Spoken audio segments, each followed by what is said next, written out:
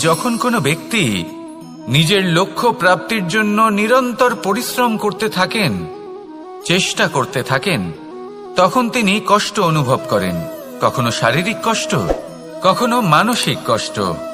এবার উনি এটা ভাবতে থাকেন যে আমি কি উচিত করছি নাকি অনুচিত করছি। কারণ অন্যদিকে এমন একজন ব্যক্তিও আছেন যিনি একদমই পরিশ্রম চেষ্টা করছেন না। তিনি মদিরা পান করেন, বিলাসিতায় জীবন কাটান, অলস প্রকৃতির হয়ে ওঠেন, নিদ্রাতে বিলীন হয়ে থাকেন আর ভাবেন যে তিনি সুখ লাভ করছেন। কিন্তু এরকম কেন হয়? কারণ যখন আমরা সৎ পথে থাকি, উচিত পথে চলি, লক্ষ্য প্রাপ্ত করার জন্য চেষ্টা করতে থাকি, তখন আমাদের ভেতরে থাকা নেতিবাচক শক্তি এবং পাপ এই দেহকে ত্যাগ করে দেয়। আর এই অনুভূতিটাই আমাদের দুঃখের অনুভূতি দেয়, কষ্ট দেয়। এবার সেখানে যদি আমরা কুপথে চলি, অনুচিত পথে চলতে থাকি, তাহলে আমাদের ভেতরে থাকা পুণ্য এবং ধনাত্মক শক্তি আমাদের দেহ ত্যাগ করে দেয়। আর এই অনুভূতির কারণেই আমরা সুখ অনুভব করি। কিন্তু কখনো ভাববেন যে এই সুখ বেশি সময় পর্যন্ত থাকে না। সেই জন্য সবসময় মনে রাখবেন, যদি আপনি জানেন যে এটাই আপনার লক্ষ্য, এটাই উচিত পথ, শুভ পথ, তাতে নিরন্তরভাবে এগিয়ে যেতে চেষ্টা করতে থাকুন। এই কষ্ট আপনাকে সুখের পরাকাষ্ঠায় কখন পৌঁছে দেবে তা আপনি জানতেই পারবেন না। আসুন আমার সাথে ভালোবেসে বলুন, রাধা রাধা।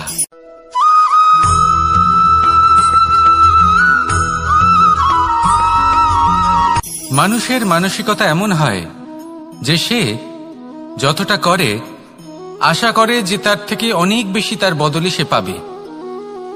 দেখুন, সবকিছুই আপনার ভাবনা চিন্তার উপর নির্ভর করছে। আপনি যদি ফলের বিষয়ে ভেবে কর্ম করতে থাকেন তাহলে সেটা অনুচিত। জীবনের আসল আনন্দ হলো নিজের কর্ম করতে থাকা, ফলের চিন্তা করা উচিত নয়। যদি আপনি এরকম ভাবেন যে আমি এতটা করছি, আমার এতটা পাওয়া উচিত, সেই ভাবনা অনুচিত। যদি আপনি সেবার মানসিকতা নিয়ে কর্ম করতে থাকেন, কর্মচক্রে প্রবাহিত হন, যদি আপনি এমন ভাবনা রাখেন যে আমি এতটা পাচ্ছি তাই এর থেকে অনেক বেশি আমি কর্ম করব, তাহলে নিশ্চিতরূপে আপনি যতটা করছেন তার থেকে অনেক বেশি আপনি পাবেন, আপনার আশার থেকে অনেক বেশি আপনি পাবেন। শুধু জীবনে অনেক বেশি কাজ করতে থাকুন, ফলের চিন্তা করবেন না। আর মনে রাখবেন, এই ভাবনাই সব থেকে বড় বীজ। কর্মের উপর বিশ্বাস রাখুন, জীবনে যা যা আপনি চান সবই সুখময় হবে। আসুন আর আমার সাথে ভালোবেসে বলুন, রাধা রাধা।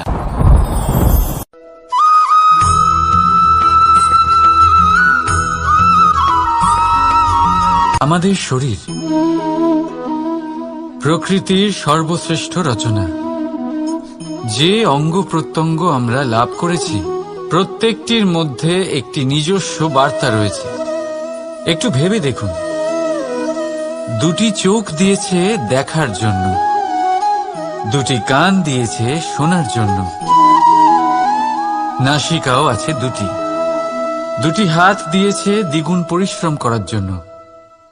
কিন্তু জীব শুধুমাত্র একটি, তার উপরেও তীক্ষ্ণ বলিষ্ঠ দাঁত দিয়েছে তার রক্ষার জন্য। কখনো ভেবে দেখেছেন কেন?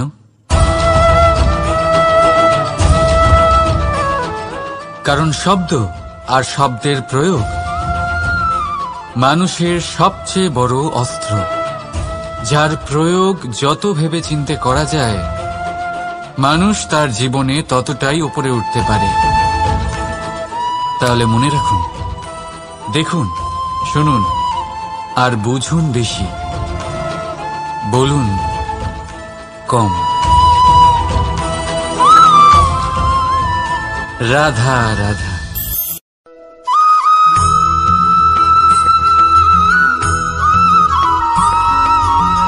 এই সংসারে কোনো বস্তু হোক বা ব্যক্তি হোক, তার একার গুরুত্ব কিন্তু খুব বেশি নয়।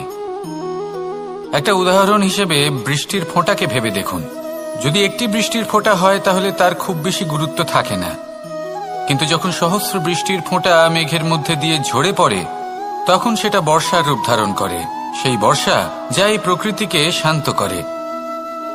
সেইভাবেই পাথরের ছোট টুকরো তার খুব বেশি গুরুত্ব থাকে না, কিন্তু যখন অসংখ্য পাথরের টুকরো একত্রিত হয় তখন তা পর্বতের আকার ধারণ করে। সেইভাবেই কিছু মানুষ যখন একত্রিত হন তখন তৈরি হয় পরিবার, কিছু পরিবার যখন একত্রিত হয় তখন তৈরি হয় সমাজ, যখন অনেক সংখ্যক সমাজ একত্রিত হয় তখন তৈরি হয় রাজ্য। এবার এই রাজ্যের সবথেকে গুরুত্বপূর্ণ ব্যক্তি হতে পারেন রাজা, কিন্তু তাও সেই রাজা একা কিছু করতে পারেন না। যুদ্ধ লড়ার সময় তারও নিজের সৈন্যদলকে প্রয়োজন পড়ে।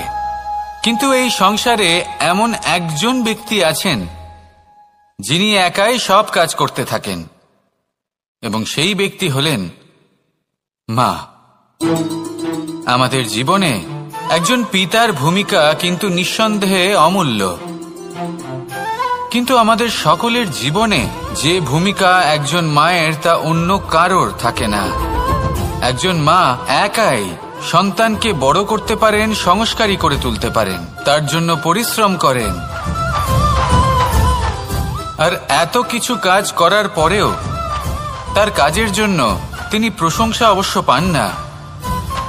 উল্টে যদি সেই সন্তান অনুচিত পথে চালিত হয়, অনুচিত কর্ম করে, তখন সেই মাকেই অপবাদের পাত্র হয়ে উঠতে হয়। আমাদের জীবনে মায়ের যোগদান কতটা সেটা বুঝুন। আপনাকে বড় করে তোলার জন্য উনি কতটা পরিশ্রম করেছেন সেটা বুঝুন। আজ থেকে, এখন থেকে, এই মুহূর্ত থেকে মাকে সম্মান করতে শিখুন। যখন সময় পাবেন, যখন সুযোগ হবে, তখন তার প্রশংসা করুন, ওনারও ভালো লাগবে। আর মায়ের এই মমতার জন্য, তার এই ভূমিকার জন্য আসুন সবাই মিলে আমরা তাকে প্রণাম করি, আর সকলে মিলে ভালোবেসে বলি রাধা রাধা।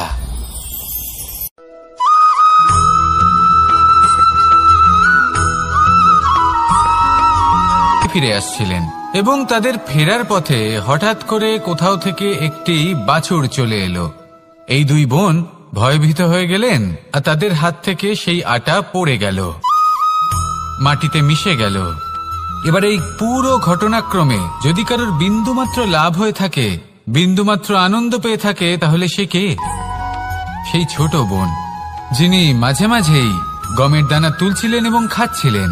কিছুটা হলেও উনি আনন্দ লাভ করেছিলেন। এবার এরকমই হলো আমাদের জীবনে ভক্তি এবং ভালোবাসা সংক্রান্ত বিষয়। মানুষ নিজের জীবনের দৈনিক কাজে এতটাই ব্যস্ত হয়ে পড়েন, প্রত্যেকদিন শুধু কাজ কাজ কাজ কাজ করতে থাকেন, আর তাতে ভক্তি এবং ভালোবাসার জন্য সময় বার করতেই পারেন না। দেখুন, জীবনে ভক্তি আর প্রেমের এই যে ছোট ছোট মুহূর্ত আছে, এগুলো যদি আপনি যাপন করতে পারেন তাহলে তাতেই আপনি তৃপ্তি লাভ করবেন।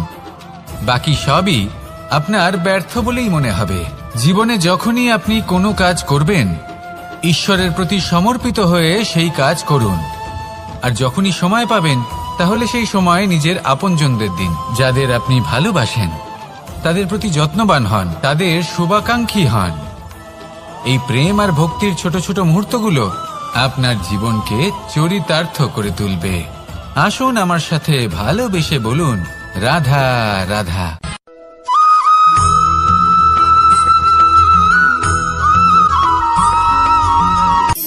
শক্তি শক্তি অর্জন করা এতটা কঠিন নয় যতটা শক্তি লাভ করার পরে সেই শক্তি সামলানো কঠিন হয়।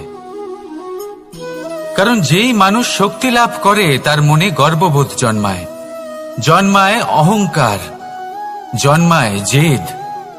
তাই শক্তি প্রাপ্ত করার সাথে বিনম্র থাকাও অত্যন্ত আবশ্যক। আর এটা আমাদের শেখা উচিত বৃক্ষের থেকে। বৃক্ষ যা আমাদের ফল দেয়, বৃক্ষ যা যত ফল দেয় ততটাই ঝুঁকে যায়। আমরা পাথর মারি ওই বৃক্ষের থেকে ফল প্রাপ্ত করার জন্য। সেই পাথরের মার সহ্য করেও বৃক্ষ আমাদের ফল দেয়। কোনো গর্ববোধ নেই, কোনো অহংকার বোধ নেই। আর সেই জন্য এই বৃক্ষের পুজো করা হয়। এটাই হলো মাহাত্ম্য শক্তির সাথে বিনম্রতার। যদি এই শক্তি সৃজন করে থাকে, সাহায্য করে থাকে, সম্বল হয়ে থাকে, তবেই সেই শক্তি উপযুক্ত। আর নয়তো সেই শক্তি একদিন আপনাকে আসক্ত অবশ্যই করবে। তাহলে শক্তি অবশ্যই অর্জন করুন, কিন্তু তার সাথে সেই শক্তি সামলানোর মতো বিবেকও আপনাকে অবশ্যই জাগ্রত করতে হবে। তাহলে আসুন আমার সাথে ভালোবেসে বলুন, রাধা রাধা।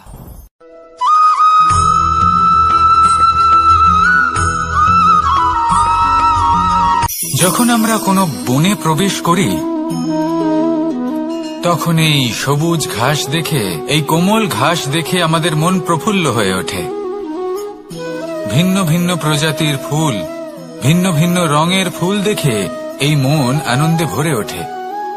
এখানে শিশুরা আনন্দ লাভ করে, বড়রা ভোজন গ্রহণ করেন, কথাবার্তা বলেন, হাঁটাহাঁটি করে বেড়ান। এবার ভেবে দেখুন, যখন এই উপবনের নির্মাণ হয়েছিল সেই সময় যদি এই মাটিকে সঠিকভাবে খনন না করা হতো, যদি তাতে সঠিকভাবে বীজ রোপণ না করা হতো, যদি কোনো সংঘর্ষ না হতো, পরিশ্রম না করা হতো, যদি চলতে চলতে পায়ে কাঁটা না বিঁধে যেত, তাহলে এই সুন্দর বন দেখে আমরা কি এই আনন্দ লাভ করতে পারতাম? কখনোই নয়। ধরুন কোনো নদীর তটে সুন্দর একটি বন আছে, সেই বনের আনন্দ লাভ করতে গেলে আপনাকে সেই নদী পার করতেই হবে। যদি সুখের নদীর কাছে পৌঁছতে চান, তাহলে তটে যে কাঁটা রয়েছে সেগুলোর সাথে সংঘর্ষ করতেই হবে। এই সংসারে যদি আপনি সুখ লাভ করতে চান, তাহলে সুখ লাভের এই যাত্রা শুরু করতে হবে সংঘর্ষ দ্বারা। তাহলে সংঘর্ষকে স্বাগত জানান, এর পেছনেই সুখ রয়েছে যা আপনার জন্য অপেক্ষা করছে। এবার হাসুন আর আমার সাথে ভালোবেসে বলুন, রাধা।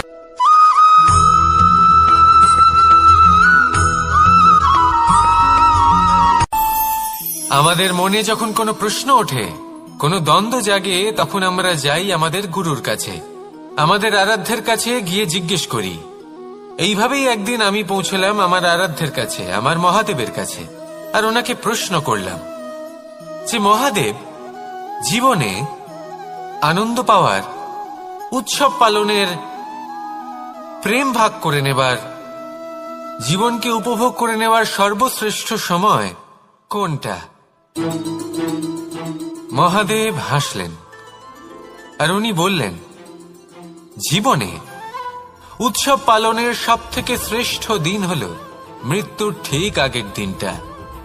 প্রেম ভাগ করে নেওয়ার সবথেকে শ্রেষ্ঠ মুহূর্ত হল মৃত্যুর ঠিক আগের মুহূর্ত। জীবনকে উপভোগ করে নেওয়ার সর্বশ্রেষ্ঠ প্রহর হল মৃত্যুর এক প্রহর পূর্বে। তখন আমি চমকে গেলাম। আমি বললাম, কিন্তু মহাদেব, মৃত্যু তো অনিশ্চিত, আমরা জানিও না কবে আমাদের মৃত্যু হবে। মহাদেব আবার হাসলেন। উনি বললেন যে যদি আমরা এভাবে জীবন কাটাই যে আমরা জীবনের প্রত্যেক দিন, প্রত্যেক মুহূর্ত, প্রত্যেক প্রহর শেষ বলে মনে করি, তাহলে আমাদের সমস্ত জীবন আনন্দের সাথেই অতিবাহিত হবে। কি বলেন?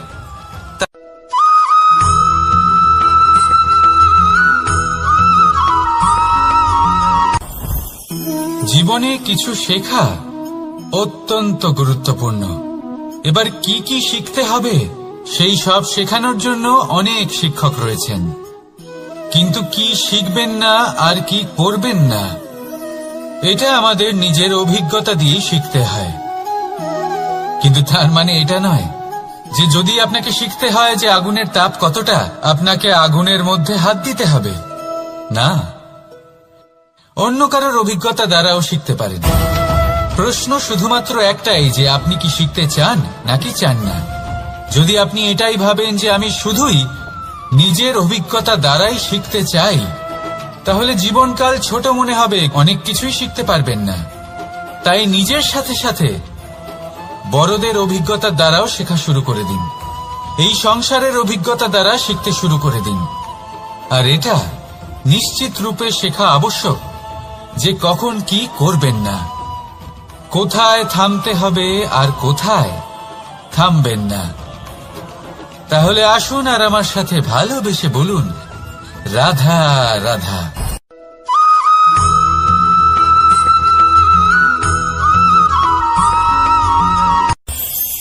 এই সংসারে আমরা প্রকাশ কোথা থেকে পাই? এর উত্তর বড়ই সরল। ভোরে যখন সূর্যোদয় হয় তখন প্রকাশের কিরণ আমাদের ঘরে এসে পৌঁছয়। এইভাবেই আমরা প্রকাশ লাভ করি।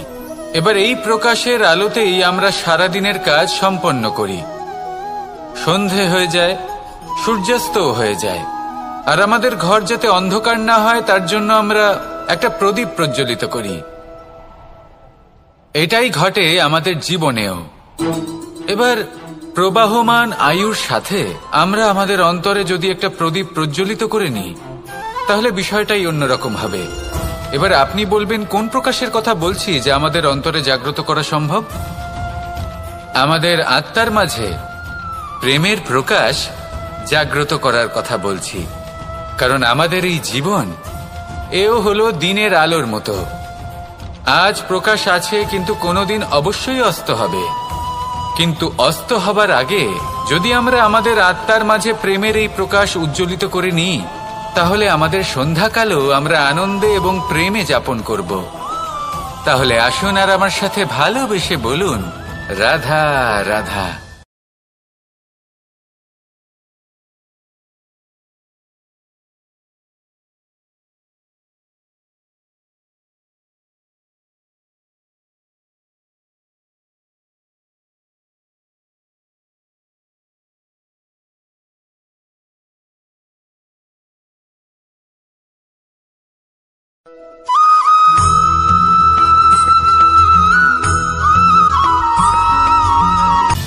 সময়, জীবন, কাল।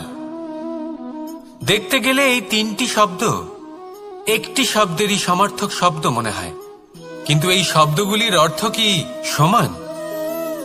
কখনোই নয়।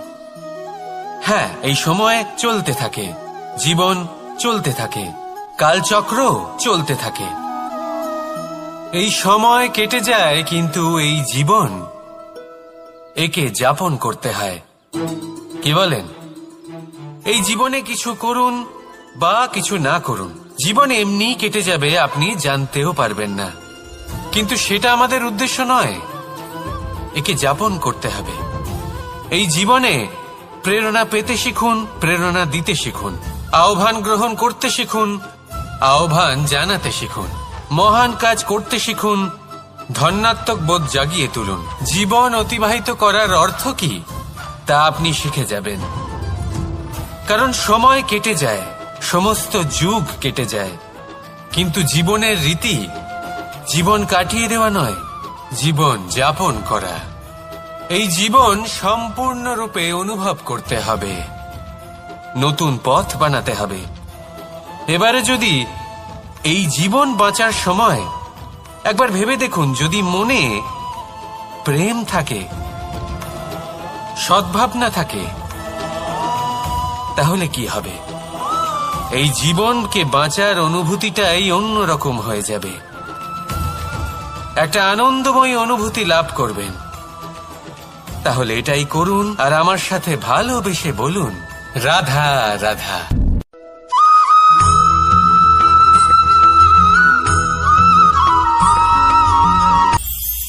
এটা হলো ধান গাছ। এর থেকে যে চাল উৎপন্ন হয় তা মানুষ গ্রহণ করেন। আর এটা কি? এ হলো জংলি ঘাস।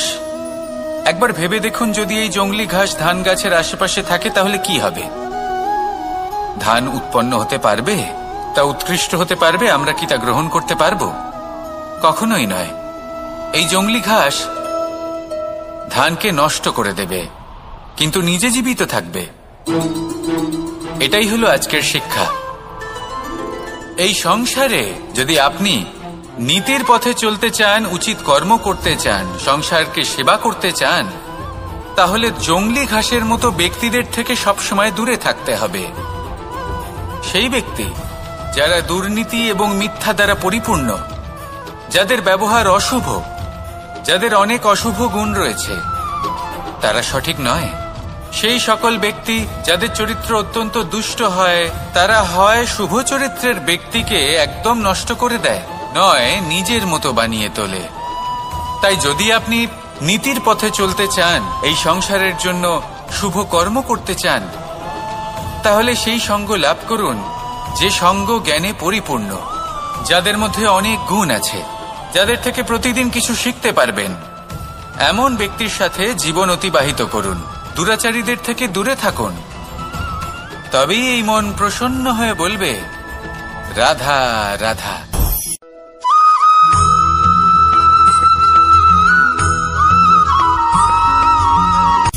সূচের শেষে একটি ছিদ্র থাকে, যার দ্বারা আমরা এই সুতো পরাতে পারি, আর তারপর সূচের সাহায্যে এই সুতো দিয়ে বস্ত্র সেলাই করা যায়।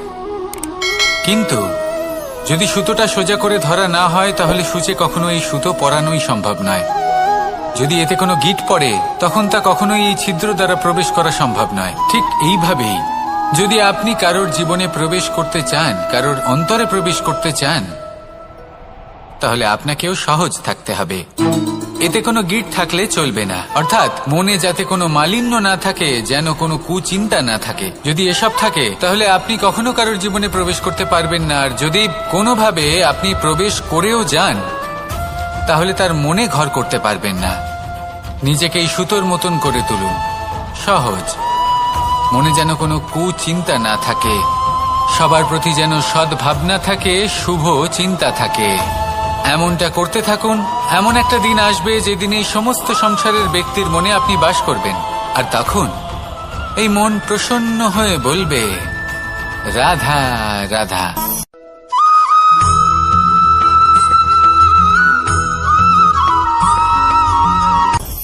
আপনি কখনো পর্বতের শিখরে উঠেছেন? আপনি দেখতে পাবেন পর্বতের পদতলে প্রচুর সুন্দর ফুল রয়েছে, সবুজ বনানী রয়েছে। যত আপনি ওপরে উঠতে থাকবেন, তত ফুল কমতে থাকবে, সবুজ বনানী কমতে থাকবে। আরো কিছুটা ওপরে উঠলে কাঁটা জাতীয় গাছ দেখতে পাবেন, শুকনো গাছ দেখতে পাবেন। আরো যদি ওপরে ওঠেন, তাহলে পাষাণ দেখতে পাবেন। আরো ওপরে উঠলে হিমখণ্ড দেখতে পাবেন। এই যে পর্বত, তা মনুষ্য জীবনের সবথেকে উত্তম উদাহরণ। মানুষ যখন সাফল্যের শিখরে পৌঁছতে চান, মহানুভবতার শিখরে পৌঁছতে চান, পথে যত আস্তে আস্তে উপরে উঠতে থাকেন, ততই ভৌতিক বস্তু তার থেকে বিচ্ছিন্ন হতে থাকে। যদি তিনি সেই ভৌতিক বস্তুগুলি ত্যাগ না করতে পারেন, তাহলে কখনোই সেই স্থানে পৌঁছতে পারবেন না। আর মানুষ যদি উচিত ত্যাগ করতে পারেন, পথে অগ্রসর হতে থাকেন, এগোতে থাকেন, তাহলে একদিন না একদিন তিনি মহানুভবতার, জ্ঞানের, সাফল্যের হিমের স্বাদ অবশ্যই লাভ করবেন। মনে রাখবেন, মানব জীবনের ত্যাগ হলো অত্যন্ত গুরুত্বপূর্ণ অংশ। আসুন আমার সাথে ভালোবেসে বলুন, রাধা রাধা।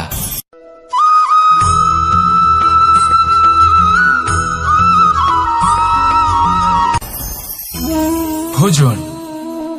এবার ভোজন সংগ্রহ করার জন্য মানুষ কি না করেন, সব সময় চেষ্টা করতে থাকেন। ফসল উৎপাদনের জন্য অনেক পরিশ্রম করতে থাকেন, কিন্তু অনেক সময় অনেক পরিশ্রম করার পরেও ফসল ভালো উৎপাদন হয় না। এর কারণ কি? কারণ হলো এটাই যে আপনি পরিশ্রম হয়তো অনেক করেছেন, কিন্তু আপনার নজর তো সেই বীজের দিকে ছিলই না যা আপনি রোপণ করেছেন। সেই জন্য সব সময় কোনো বীজ রোপণ করার আগে তাকে পরখ করে দেখুন, তা অত্যন্ত আবশ্যক। আর সেইভাবেই যখনই কোনো কর্মের প্রশ্ন আসে, তাহলে সেখানে শুধুমাত্র পরিশ্রম যথেষ্ট নয়। সেই কাজের প্রতি আপনার কর্তব্য কি, আপনার উদ্দেশ্য কি, সেটা জানা হলো অত্যন্ত গুরুত্বপূর্ণ। তাই কর্ম করুন, কিন্তু সেই কর্মের প্রতি আপনার যা উদ্দেশ্য, তার মাহাত্ম্য বুঝতে চেষ্টা করুন। তাহলে আসুন আমার সাথে ভালোবেসে বলুন, রাধা রাধা।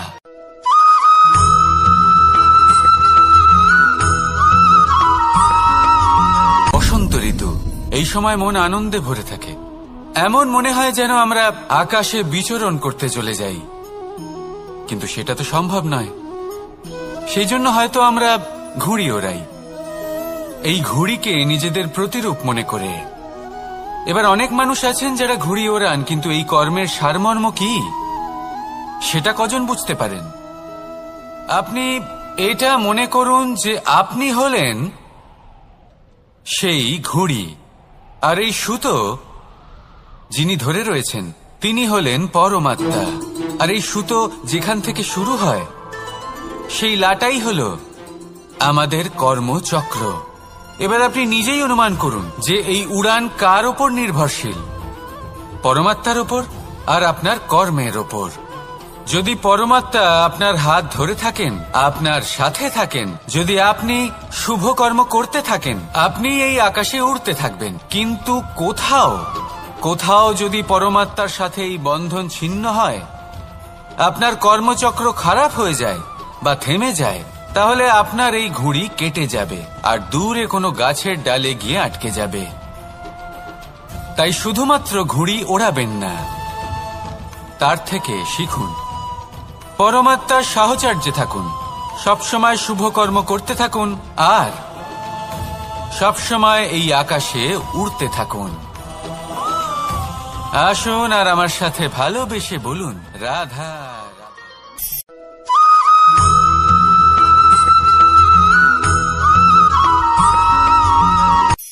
এই সংসারে সাফল্য লাভ করার জন্য জ্ঞানের প্রয়োজন হয়, পরিশ্রমের প্রয়োজন হয়, দৃঢ় নিষ্ঠার প্রয়োজন হয়, নিরন্তর চেষ্টা করা প্রয়োজনীয়। কিন্তু আরো কিছু আছে যা অত্যন্ত প্রয়োজনীয় এবং গুরুত্বপূর্ণ। তা হলো ভালো বন্ধু।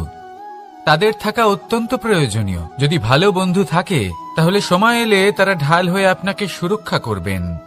সময় এলে অস্ত্রের মতো শত্রুকে সংহারও করবেন। যদি তিনি জ্ঞানী হন, তাদের মধ্যে সদ্গুণ থাকে, তাহলে এই সব গুণ আপনার মধ্যেও প্রবেশ করবে। তাহলে সাফল্যের জন্য ভালো বন্ধু পাওয়া অত্যন্ত প্রয়োজনীয়। কিন্তু শুধু বন্ধু কেন, ভালো শত্রুও থাকা প্রয়োজনীয়। এবার আপনি ভাববেন, আমি কি বললাম? যদি আপনার জীবনেও ভালো অর্থাৎ শক্তিশালী শত্রু থাকে, তাহলে আপনিও শক্তিশালী হতে থাকবেন। এই শত্রু আপনাকে প্রেরিত করবে আরো বেশি শক্তিশালী হয়ে ওঠার। কখনো কোনো হরিণকে দেখুন, তীব্র গতিতে দৌড়তে থাকে। কেন তীব্র গতিতে দৌড়য়? এই কারণে নয় যে কোথাও তার জন্য মধুর ঘাস অপেক্ষা করে রয়েছে, না। সে এই কারণে তীব্র গতিতে দৌড়য় কারণ সেটা না করলে তার পেছনে একটি সিংহ আছে যে ওকে নিজের ভোজন করে ফেলবে। তাই জীবনে বিপদ, সংকট, এই সবকিছুও হলো অত্যন্ত গুরুত্বপূর্ণ। তার সম্মুখীন হতে শিখুন আর আমার সাথে ভালোবেসে বলুন, রাধা রাধা।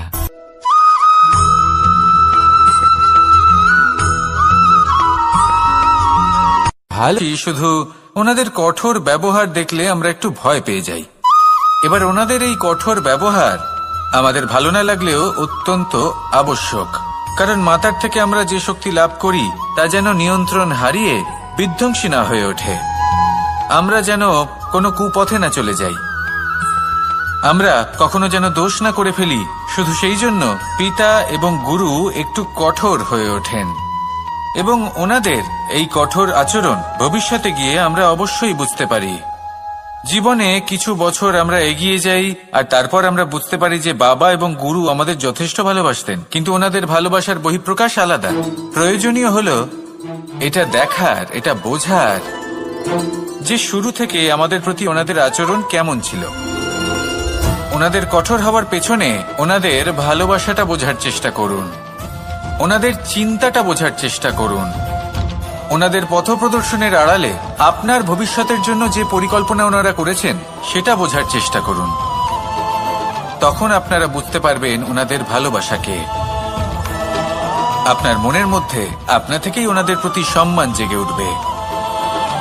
নিজের পিতা এবং নিজের গুরু এই দুজনের প্রতি কৃতজ্ঞতা প্রকাশ করুন আর আমার সাথে ভালোবেসে বলুন, রাধা রাধা।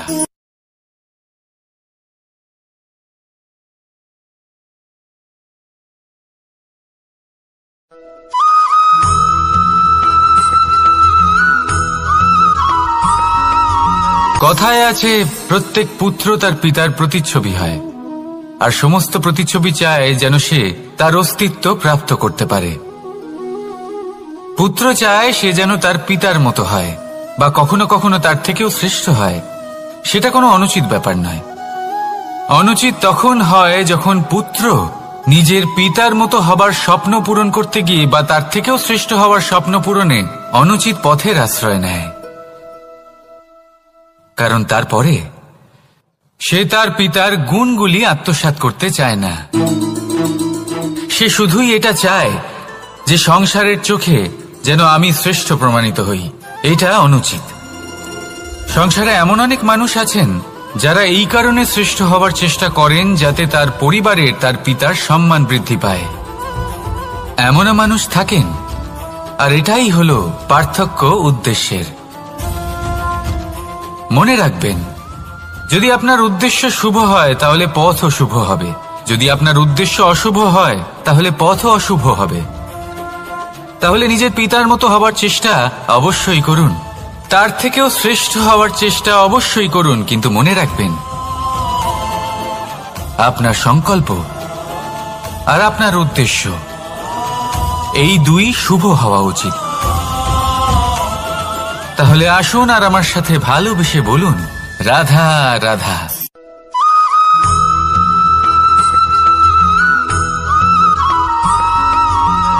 আপনি কখনো কোনো বাজকে নিজের বাসা বানাতে দেখেছেন?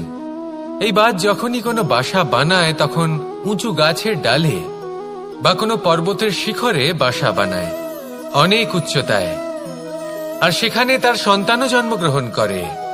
যখন এই সন্তানেরা জন্মায় তখন এই বাজ খুবই ভালোবেসে এবং খুব সাবধানে এদের পালন পোষণ করে। নিজের ঠোঁট দিয়ে তাদের ঠোঁটে খাবার পরিবেশন করে।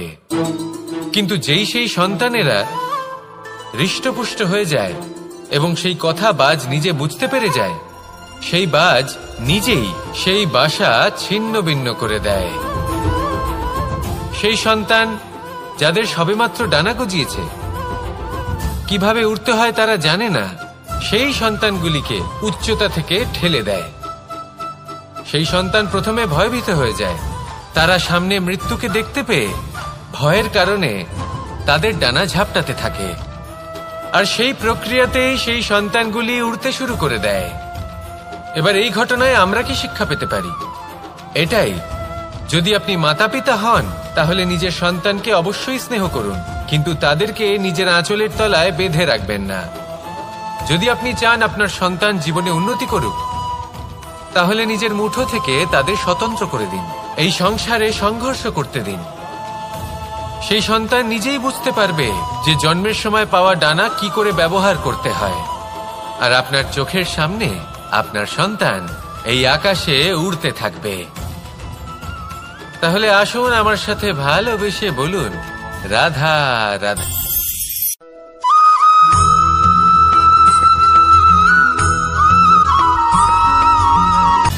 সময়, জীবন, কাল। দেখতে গেলে এই তিনটি শব্দ একটি শব্দেরই সমার্থক শব্দ মনে হয়, কিন্তু এই শব্দগুলির অর্থ কি সমান? কখনোই নয়। হ্যাঁ, এই সময় চলতে থাকে, জীবন চলতে থাকে, কালচক্র চলতে থাকে। এই সময় কেটে যায়, কিন্তু এই জীবন একে যাপন করতে হয়। কি বলেন? এই জীবনে কিছু করুন বা কিছু না করুন, জীবন এমনি কেটে যাবে, আপনি জানতেও পারবেন না। কিন্তু সেটা আমাদের উদ্দেশ্য নয়। একে যাপন করতে হবে। এই জীবনে প্রেরণা পেতে শিখুন, প্রেরণা দিতে শিখুন, আহ্বান গ্রহণ করতে শিখুন, আহ্বান জানাতে শিখুন, মহান কাজ করতে শিখুন, ধন্যাত্মক বোধ জাগিয়ে তুলুন। জীবন অতিবাহিত করার অর্থ কি তা আপনি শিখে যাবেন। কারণ সময় কেটে যায়, সমস্ত যুগ কেটে যায়, কিন্তু জীবনের রীতি জীবন কাটিয়ে দেওয়া নয়, জীবন যাপন করা। এই জীবন সম্পূর্ণরূপে অনুভব করতে হবে, নতুন পথ বানাতে হবে। এবারে যদি এই জীবন বাঁচার সময় একবার ভেবে দেখুন, যদি মনে প্রেম থাকে সদ্ভাব না থাকে, তাহলে কি হবে? এই জীবনকে বাঁচার অনুভূতিটাই অন্যরকম হয়ে যাবে। একটা আনন্দময় অনুভূতি লাভ করবেন। তাহলে এটাই করুন আর আমার সাথে ভালোবেসে বলুন, রাধা রাধা।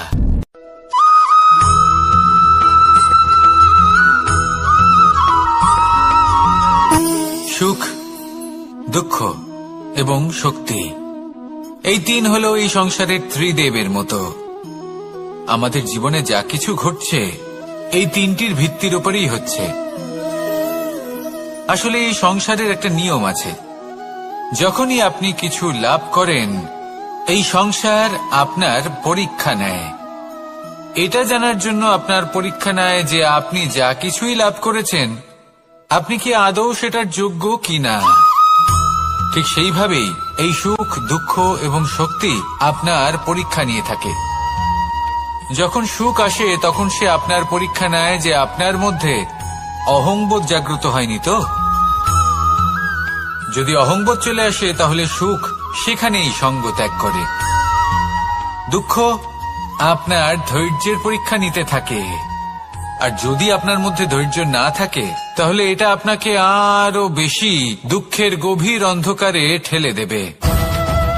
সেখানে শক্তি পরীক্ষা নেয় আপনার বিনম্রতার। যদি আপনি বিনম্র না হন তাহলে হয় এই শক্তি আপনার সঙ্গ ত্যাগ করবে, নয় এই শক্তি বিনম্রতার অভাবে আপনার পতনের কারণ হতে পারে। এই সংসারে যে কোনো ব্যক্তি যিনি এই পরীক্ষায় উত্তীর্ণ হয়ে থাকেন এই জীবনে তিনি সাফল্য লাভ করেন। আসুন আমার সাথে ভালোবেসে বলুন, রাধা রাধা।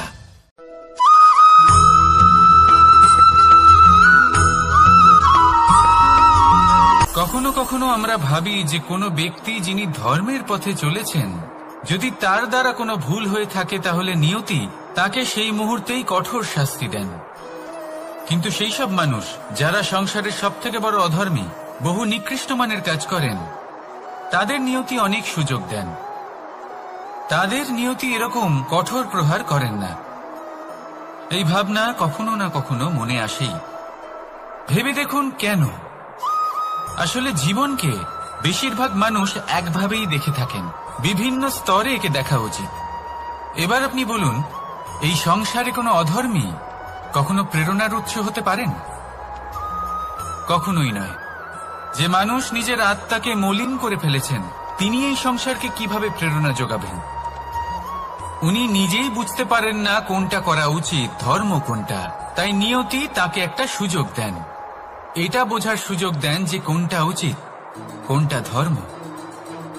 সুযোগ দেন নিজের বিবেক জাগিয়ে তোলার, তাকে সুযোগ দেন নিজের অন্তরাত্মার ডাক শোনার। যখন তাতেও কাজ হয় না তখন নিয়তির কাছে একটাই পথ বাকি থাকে, আর তা হল মহাবিনাশ। মহাবিনাশ হয়তো দেরিতেই আসতে পারে, কিন্তু তা অবশ্যই আসবে। আর যখন মহাবিনাশ আসে তখন মহাবিনাশের যন্ত্রণা সমগ্র মানব জীবনের যন্ত্রণার থেকে অনেক বেশি হয়। এই কথাটা সবসময় মনে রাখবেন। আর অন্যদিকে যে মানুষ ধর্মের পথে চলছেন তার দ্বারা যদি কোনো ভুল হয়ে থাকে তখন নিয়তি তার পরীক্ষা নেন। কিছুক্ষণের জন্য মানুষের মনে হতে পারে নিয়তি তাকে কঠোর শাস্তি দিয়েছেন।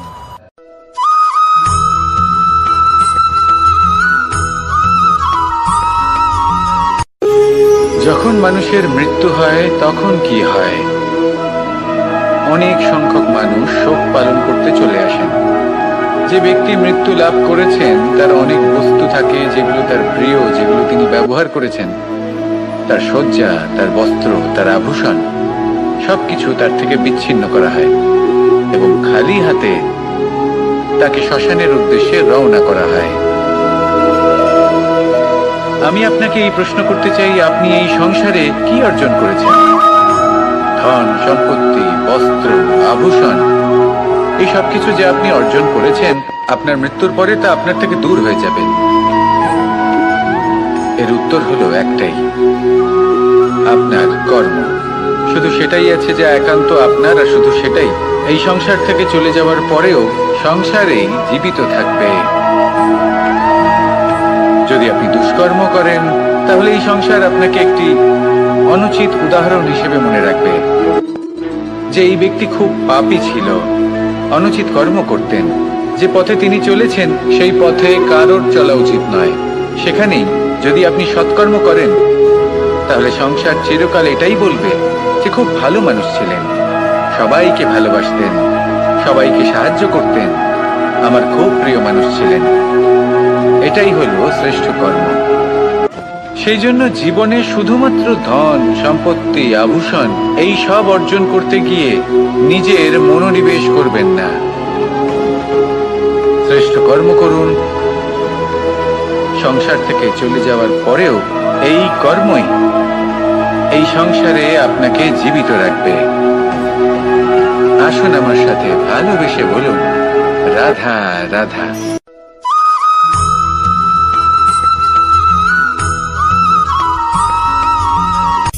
সূচের শেষে একটি ছিদ্র থাকে যার দ্বারা আমরা এই সুতো পরাতে পারি, আর তারপর সূচের সাহায্যে এই সুতো দিয়ে বস্ত্র সেলাই করা যায়।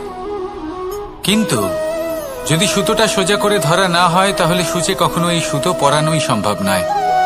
যদি এতে কোনো গিঁট পড়ে তখন তা কখনোই এই ছিদ্র দ্বারা প্রবেশ করা সম্ভব নয়। ঠিক এইভাবেই যদি আপনি কারোর জীবনে প্রবেশ করতে চান, কারোর অন্তরে প্রবেশ করতে চান, তাহলে আপনাকেও সহজ থাকতে হবে। এতে কোনো গিঁট থাকলে চলবে না, অর্থাৎ মনে যাতে কোনো মালিন্য না থাকে, যেন কোনো কুচিন্তা না থাকে। যদি এসব থাকে তাহলে আপনি কখনো কারোর জীবনে প্রবেশ করতে পারবেন না। আর যদি কোনোভাবে আপনি প্রবেশ করেও যান তাহলে তার মনে ঘর করতে পারবেন না।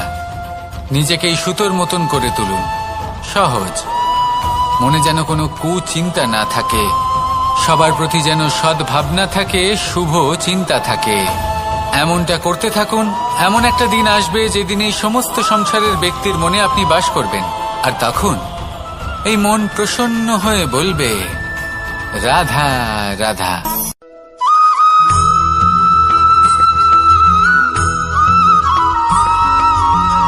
পিতা আর পুত্রের সম্পর্ক অত্যন্ত মধুর হয়ে থাকে। পিতা স্বপ্ন দেখেন, তাকে পূর্ণ করার সকল সম্ভাব্য চেষ্টা করেন, কিন্তু তাও অনেক সময় ওনার স্বপ্ন অপূর্ণ থেকে যায়। তখন পিতা ভাবেন যে স্বপ্ন উনি পূর্ণ করতে পারেননি ওনার সন্তান তা অবশ্যই পূরণ করবে।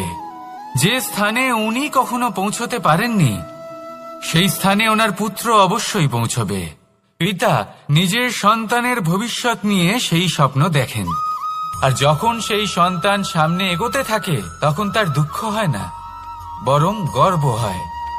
ওনার ভালো লাগে এটা দেখে যে ওনার সন্তান অনেক উন্নতি করছে।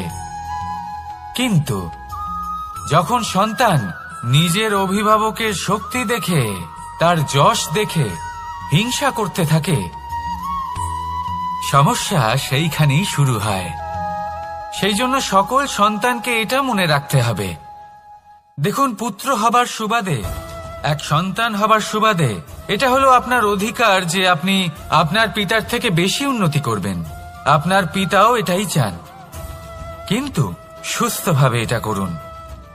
একটা রেখা টেনে নিন যাতে আপনি তাতে এগোতে পারেন আর আপনার পিতার তাতে গর্ববোধ হয়, আর সেই বিষয়ে দুঃখ না হয় যে আমার সন্তান আমাকেই ছোট করার চেষ্টা করছে। ইতিহাস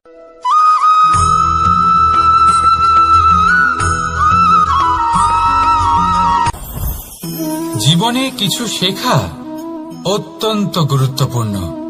এবার কি কি শিখতে হবে সেই সব শেখানোর জন্য অনেক শিক্ষক রয়েছেন, কিন্তু কি শিখবেন না আর কি করবেন না এটা আমাদের নিজের অভিজ্ঞতা দিয়ে শিখতে হয়।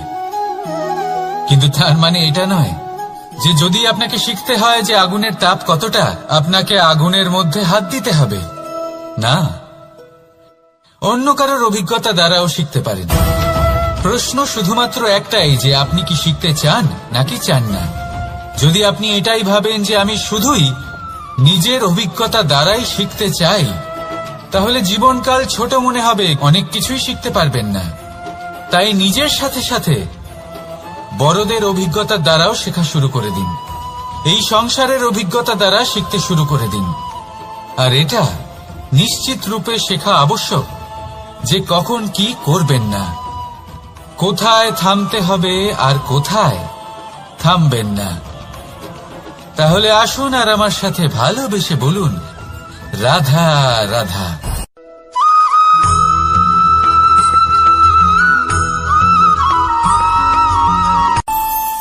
আমাদের মনে যখন কোনো প্রশ্ন ওঠে, কোনো দ্বন্দ্ব জাগে, তখন আমরা যাই আমাদের গুরুর কাছে, আমাদের আরাধ্যের কাছে গিয়ে জিজ্ঞেস করি। এইভাবেই একদিন আমি পৌঁছলাম আমার আরাধ্যের কাছে, আমার মহাদেবের কাছে, আর ওনাকে প্রশ্ন করলাম যে মহাদেব, জীবনে আনন্দ পাওয়ার, উৎসব পালনের, প্রেম ভাগ করে নেবার, জীবনকে উপভোগ করে নেওয়ার সর্বশ্রেষ্ঠ সময় কোনটা? মহাদেব হাসলেন আর উনি বললেন, জীবনে উৎসব পালনের সবথেকে শ্রেষ্ঠ দিন হল মৃত্যুর ঠিক আগের দিনটা। প্রেম ভাগ করে নেওয়ার সবথেকে শ্রেষ্ঠ মুহূর্ত হল মৃত্যুর ঠিক আগের মুহূর্ত। জীবনকে উপভোগ করে নেওয়ার সর্বশ্রেষ্ঠ প্রহর হল মৃত্যুর এক প্রহর পূর্বে। তখন আমি চমকে গেলাম। আমি বললাম, কিন্তু মহাদেব, মৃত্যু তো অনিশ্চিত, আমরা জানিও না কবে আমাদের মৃত্যু হবে। মহাদেব আবার হাসলেন। উনি বললেন যে যদি আমরা এভাবে জীবন কাটাই যে আমরা জীবনের প্রত্যেক দিন, প্রত্যেক মুহূর্ত, প্রত্যেক প্রহর শেষ বলে মনে করি, তাহলে আমাদের সমস্ত জীবন আনন্দের সাথেই অতিবাহিত হবে। কি বলেন?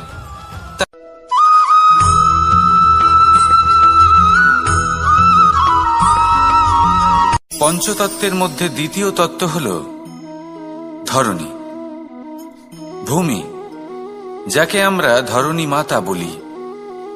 এই ধরণী ধৈর্য ধারণ করে, আর এর ওপরেই আমাদের সমগ্র সংসার নির্ভরশীল। কারণ এই ভূমি সহ্য ক্ষমতা রাখে, এর সহ্য ক্ষমতা হল অপরিসীম। সন্তান যতই আঘাত প্রদান করুক না কেন, প্রেম পূর্বক সহ্য করে, আর তার বদলে অমূল্য রত্ন প্রদান করে। সন্তান যদি হাল চালায়, তাহলে তার বদলে তাকে অন্ন প্রদান করে। এটাই হলো ধরণী। এবার এর থেকে আমরা কি শিক্ষা পেতে পারি? এটাই যে কারোর জন্য কিছু করা বা কাউকে কিছু দেওয়া মনে কোনো কামনা ছাড়াই। আর এই কথাটা বুঝে যান, যদি কারোর জন্য কামনা না রেখে বা কোনো পাওয়ার আশা না রেখে কারোর জন্য কিছু করেন বা কারোকে কিছু দেন, যদি এটা আপনি শিখতে পারেন, তবে আপনি ভালোবাসতে শিখে গেছেন। আর সেই জন্যই এই ধরিত্রীকে মাতা বলা হয়। কারণ মাতা শুধু উনি নন যিনি গর্ভে সন্তানকে ধারণ করেন, মাতা তো উনিও যিনি জীবন বাঁচতে শেখান, যিনি জীবন বাঁচার উদাহরণ প্রদান করেন। তাহলে ধরণীর থেকে এই নিঃস্বার্থ ভাব শিখুন, নিঃস্বার্থ ভালোবাসা শিখুন, আর এই ভালোবাসার সাথেই বলুন, রাধা রাধা।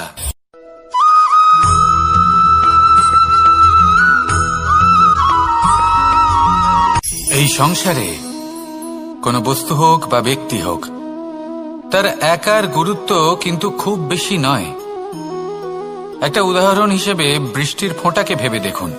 যদি একটি বৃষ্টির ফোঁটা হয় তাহলে তার খুব বেশি গুরুত্ব থাকে না, কিন্তু যখন সহস্র বৃষ্টির ফোঁটা মেঘের মধ্যে দিয়ে ঝরে পড়ে, তখন সেটা বর্ষার রূপ ধারণ করে। সেই বর্ষা যা এই প্রকৃতিকে শান্ত করে। সেইভাবেই পাথরের ছোট টুকরো, তার খুব বেশি গুরুত্ব থাকে না, কিন্তু যখন অসংখ্য পাথরের টুকরো একত্রিত হয় তখন তা পর্বতের আকার ধারণ করে। সেইভাবেই কিছু মানুষ যখন একত্রিত হন তখন তৈরি হয় পরিবার, কিছু পরিবার যখন একত্রিত হয় তখন তৈরি হয় সমাজ, যখন অনেক সংখ্যক সমাজ একত্রিত হয় তখন তৈরি হয় রাজ্য। এবার এই রাজ্যের সবথেকে গুরুত্বপূর্ণ ব্যক্তি হতে পারেন রাজা, কিন্তু তাও সেই রাজা একা কিছু করতে পারেন না। যুদ্ধ লড়ার সময় তারও নিজের সৈন্যদলকে প্রয়োজন পড়ে।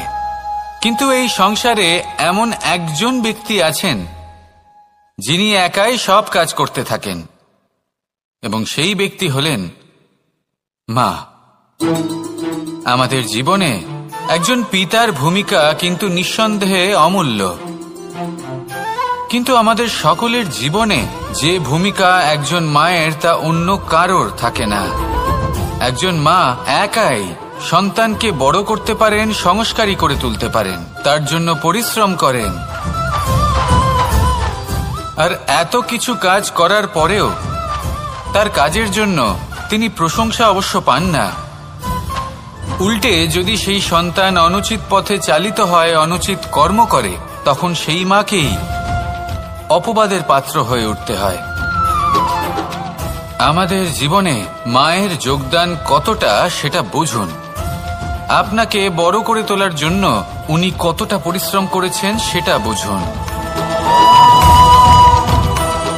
আজ থেকে, এখন থেকে, এই মুহূর্ত থেকে মাকে সম্মান করতে শিখুন। যখন সময় পাবেন, যখন সুযোগ হবে, তখন তার প্রশংসা করুন, ওনারও ভালো লাগবে। আর মায়ের এই মমতার জন্য, তার এই ভূমিকার জন্য আসুন সবাই মিলে আমরা তাকে প্রণাম করি, আর সকলে মিলে ভালোবেসে বলি, রাধা রাধা।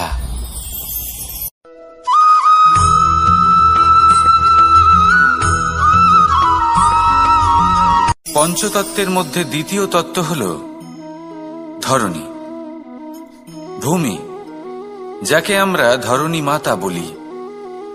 এই ধরণী ধৈর্য ধারণ করে, আর এর ওপরেই আমাদের সমগ্র সংসার নির্ভরশীল। কারণ এই ভূমি সহ্য ক্ষমতা রাখে, এর সহ্য ক্ষমতা হল অপরিসীম।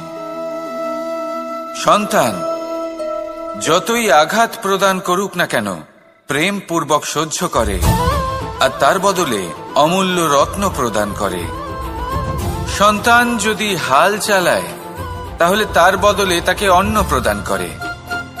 এটাই হলো ধরণী। এবার এর থেকে আমরা কি শিক্ষা পেতে পারি? এটাই যে কারোর জন্য কিছু করা বা কাউকে কিছু দেওয়া মনে কোনো কামনা ছাড়াই। আর এই কথাটা বুঝে যান, যদি কারোর জন্য কামনা না রেখে বা কোনো পাওয়ার আশা না রেখে কারোর জন্য কিছু করেন বা কারোকে কিছু দেন, যদি এটা আপনি শিখতে পারেন, তবে আপনি ভালোবাসতে শিখে গেছেন।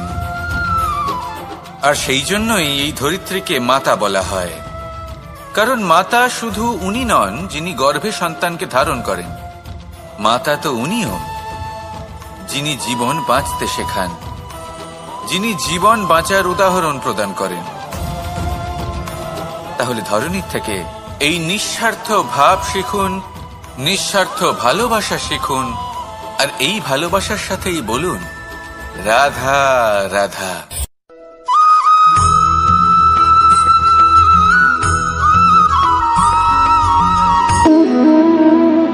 সম্পর্ক হলো আমাদের জীবনের একটি আধার। কিছু সম্পর্ক এমন যে আমরা জন্মসূত্রে লাভ করি, যেমন পরিবার, মা, বাবা। কিছু সম্পর্ক আছে যে আমরা জীবনে অর্জন করে থাকি, তা সে প্রেমের হোক, স্নেহের হোক বা বন্ধুত্বের। এই সকল সম্পর্ক লাভ করার বা গড়ে তোলার 5টি ধাপ রয়েছে। প্রথম ধাপ, কোনো ব্যক্তির সাথে আলাপ হওয়া, তার সাথে কথা বলা বা তাকে দেখা। দ্বিতীয় ধাপ, সে ব্যক্তিকে আমাদের ভালো লাগা। তৃতীয় ধাপ, আমাদের এটা চাইতে শুরু করা যে জীবনে এই ব্যক্তি যেন আমাদের বন্ধু হন, আমাদের জীবনে থাকেন, বা আমাদের কাউকে ভালোবেসে ফেলা। আর এটা আমাদের ভাবা বা চাওয়া যে সেই ব্যক্তি যেন আজীবন আমার সাথে থাকেন, আমার জীবনে আমার সাথী হয়ে। চতুর্থ ধাপ, লাভ করা। এবার এই ধাপটি অনেক মানুষের পক্ষেই খুবই সরল হয়, বড়ই সরল ভাবে নিজেদের সঙ্গীকে লাভ করে থাকেন। কিছু মানুষের জন্য এই ধাপ অত্যন্ত কঠিন হয়ে থাকে। অনেক প্রতিকূল পরিস্থিতির উপর জয়লাভ করে তারা সঙ্গীকে লাভ করেন, কিন্তু লাভ অবশ্যই করেন। এরপরে আসে পঞ্চম, অন্তিম এবং সব থেকে গুরুত্বপূর্ণ ধাপ।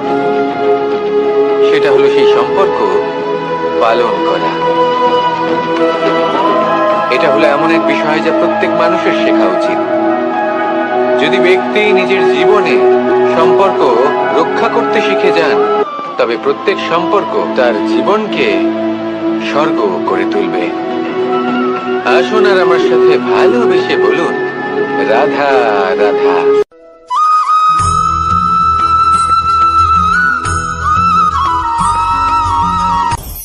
আপনি কখনো পর্বতের শিখরে উঠেছেন? আপনি দেখতে পাবেন পর্বতের পদতলে প্রচুর সুন্দর ফুল রয়েছে, সবুজ বনানী রয়েছে।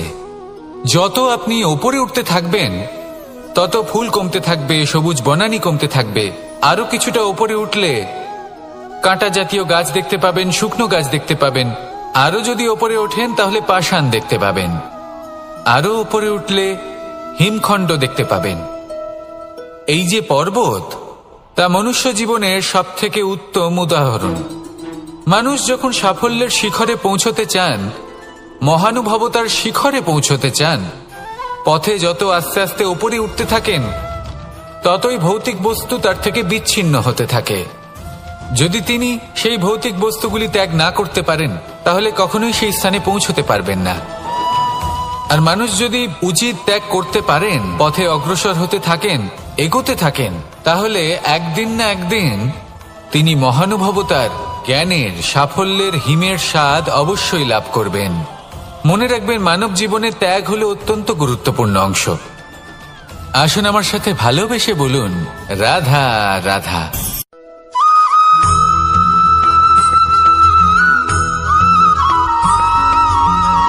মানুষের মানসিকতা এমন হয় যে সে যতটা করে আশা করে যে তার থেকে অনেক বেশি তার বদলে সে পাবে। দেখুন, সবকিছুই আপনার ভাবনা চিন্তার উপর নির্ভর করছে। আপনি যদি ফলের বিষয়ে ভেবে কর্ম করতে থাকেন তাহলে সেটা অনুচিত। জীবনের আসল আনন্দ হলো নিজের কর্ম করতে থাকা, ফলের চিন্তা করা উচিত নয়। যদি আপনি এরকম ভাবেন যে আমি এতটা করছি, আমার এতটা পাওয়া উচিত, সেই ভাবনা অনুচিত। যদি আপনি সেবার মানসিকতা নিয়ে কর্ম করতে থাকেন, কর্মচক্রে প্রবাহিত হন, যদি আপনি এমন ভাবনা রাখেন যে আমি এতটা পাচ্ছি তাই এর থেকে অনেক বেশি আমি কর্ম করব, তাহলে নিশ্চিতরূপে আপনি যতটা করছেন তার থেকে অনেক বেশি আপনি পাবেন। আপনার আশার থেকে অনেক বেশি আপনি পাবেন। শুধু জীবনে অনেক বেশি কাজ করতে থাকুন, ফলের চিন্তা করবেন না। আর মনে রাখবেন, এই ভাবনাই সব থেকে বড় বীজ।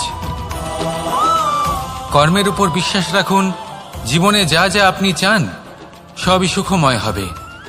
আসুন আর আমার সাথে ভালোবেসে বলুন, রাধা রাধা।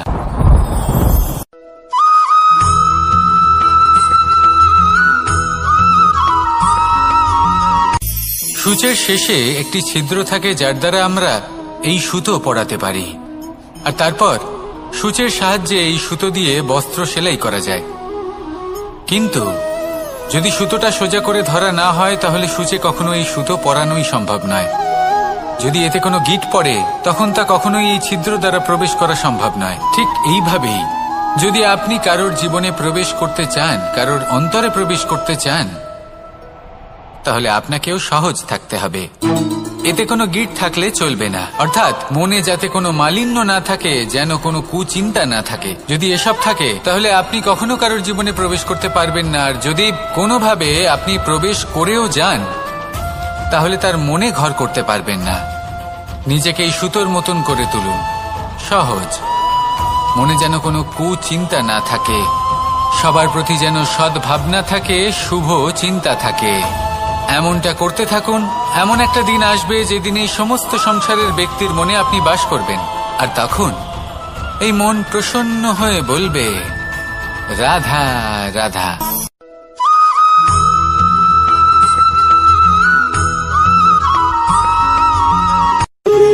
যখন মানুষের মৃত্যু হয় তখন কি হয়? অনেক সংখ্যক মানুষ শোক পালন করতে চলে আসেন। যে ব্যক্তি মৃত্যু লাভ করেছেন তার অনেক বস্তু থাকে যেগুলো তার প্রিয়, যেগুলো তিনি ব্যবহার করেছেন। তার শয্যা, তার বস্ত্র, তার আভূষণ সবকিছু তার থেকে বিচ্ছিন্ন করা হয় এবং খালি হাতে তাকে শ্মশানের উদ্দেশ্যে রওনা করা হয়। আমি আপনাকে এই প্রশ্ন করতে চাই, আপনি এই সংসারে কি অর্জন করেছেন? ধন সম্পত্তি, বস্ত্র, আভূষণ এই সবকিছু যে আপনি অর্জন করেছেন, আপনার মৃত্যুর পরে তা আপনার থেকে দূর হয়ে যাবে। এর উত্তর হলো একটাই, আপনার কর্ম। শুধু সেটাই আছে যা একান্ত আপনার, আর শুধু সেটাই এই সংসার থেকে চলে যাওয়ার পরেও সংসারেই জীবিত থাকবে। যদি আপনি দুষ্কর্ম করেন, তাহলে এই সংসার আপনাকে একটি অনুচিত উদাহরণ হিসেবে মনে রাখবে যে এই ব্যক্তি খুব পাপী ছিল, অনুচিত কর্ম করতেন। যে পথে তিনি চলেছেন সেই পথে কারোর চলা উচিত নয়। সেখানেই যদি আপনি সৎকর্ম করেন, তাহলে সংসার চিরকাল এটাই বলবে যে খুব ভালো মানুষ ছিলেন, সবাইকে ভালোবাসতেন, সবাইকে সাহায্য করতেন, আমার খুব প্রিয় মানুষ ছিলেন। এটাই হলো শ্রেষ্ঠ কর্ম। সেই জন্য জীবনে শুধুমাত্র ধন সম্পত্তি আভূষণ এই সব অর্জন করতে গিয়ে নিজের মনোনিবেশ করবেন না। শ্রেষ্ঠ কর্ম করুন। সংসার থেকে চলে যাওয়ার পরেও এই কর্মই এই সংসারে আপনাকে জীবিত রাখবে। আসুন আমার সাথে ভালোবেসে বলুন, রাধা রাধা।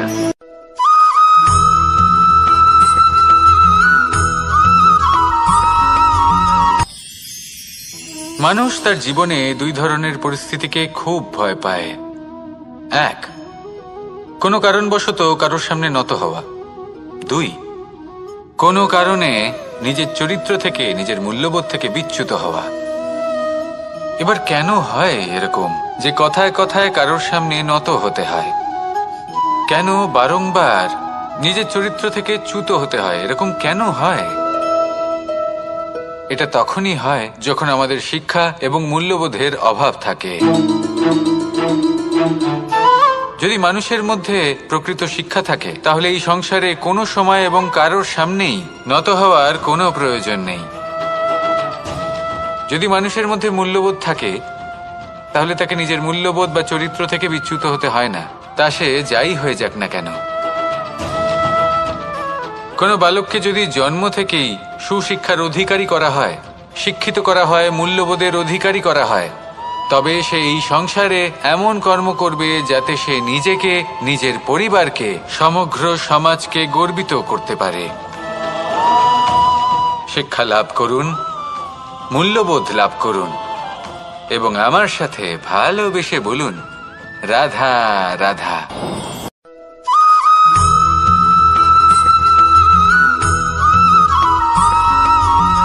কথায় আছে যে এমন কোনো অক্ষর নেই যার দ্বারা কোনো মন্ত্র হয় না।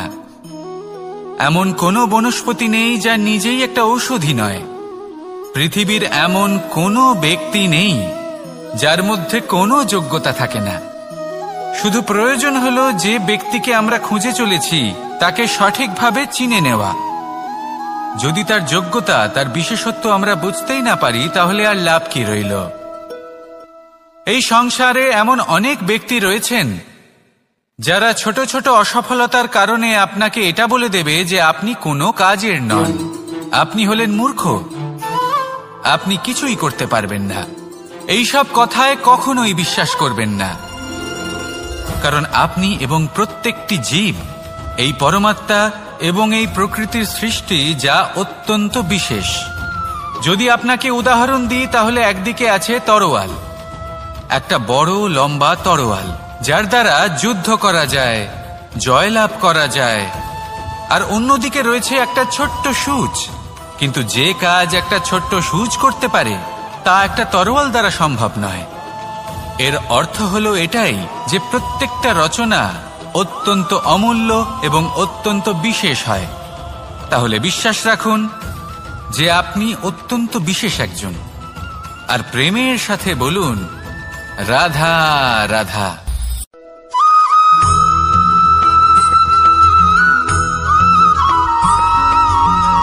এই সংসারে কোনো বস্তু হোক বা ব্যক্তি হোক, তার একার গুরুত্ব কিন্তু খুব বেশি নয়। একটা উদাহরণ হিসেবে বৃষ্টির ফোঁটাকে ভেবে দেখুন। যদি একটি বৃষ্টির ফোঁটা হয়, তাহলে তার খুব বেশি গুরুত্ব থাকে না। কিন্তু যখন সহস্র বৃষ্টির ফোঁটা মেঘের মধ্যে দিয়ে ঝরে পড়ে, তখন সেটা বর্ষার রূপ ধারণ করে। সেই বর্ষা যা এই প্রকৃতিকে শান্ত করে।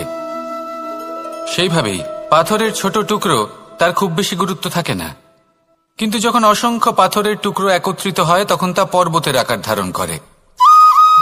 সেইভাবেই কিছু মানুষ যখন একত্রিত হন তখন তৈরি হয় পরিবার, কিছু পরিবার যখন একত্রিত হয় তখন তৈরি হয় সমাজ, যখন অনেক সংখ্যক সমাজ একত্রিত হয় তখন তৈরি হয় রাজ্য। এবার এই রাজ্যের সবথেকে গুরুত্বপূর্ণ ব্যক্তি হতে পারেন রাজা, কিন্তু তাও সেই রাজা একা কিছু করতে পারেন না। যুদ্ধ লড়ার সময় তারও নিজের সৈন্যদলকে প্রয়োজন পড়ে। কিন্তু এই সংসারে এমন একজন ব্যক্তি আছেন যিনি একাই সব কাজ করতে থাকেন, এবং সেই ব্যক্তি হলেন মা। আমাদের জীবনে একজন পিতার ভূমিকা কিন্তু নিঃসন্দেহে অমূল্য, কিন্তু আমাদের সকলের জীবনে যে ভূমিকা একজন মায়ের তা অন্য কারোর থাকে না। একজন মা একাই সন্তানকে বড় করতে পারেন, সংস্কারী করে তুলতে পারেন, তার জন্য পরিশ্রম করেন। আর এত কিছু কাজ করার পরেও তার কাজের জন্য তিনি প্রশংসা অবশ্য পান না। উল্টে যদি সেই সন্তান অনুচিত পথে চালিত হয়, অনুচিত কর্ম করে, তখন সেই মাকেই অপবাদের পাত্র হয়ে উঠতে হয়। আমাদের জীবনে মায়ের যোগদান কতটা সেটা বুঝুন। আপনাকে বড় করে তোলার জন্য উনি কতটা পরিশ্রম করেছেন সেটা বুঝুন। আজ থেকে, এখন থেকে, এই মুহূর্ত থেকে মাকে সম্মান করতে শিখুন। যখন সময় পাবেন, যখন সুযোগ হবে, তখন তার প্রশংসা করুন, ওনারও ভালো লাগবে। আর মায়ের এই মমতার জন্য, তার এই ভূমিকার জন্য আসুন সবাই মিলে আমরা তাকে প্রণাম করি, আর সকলে মিলে ভালোবেসে বলি রাধা রাধা।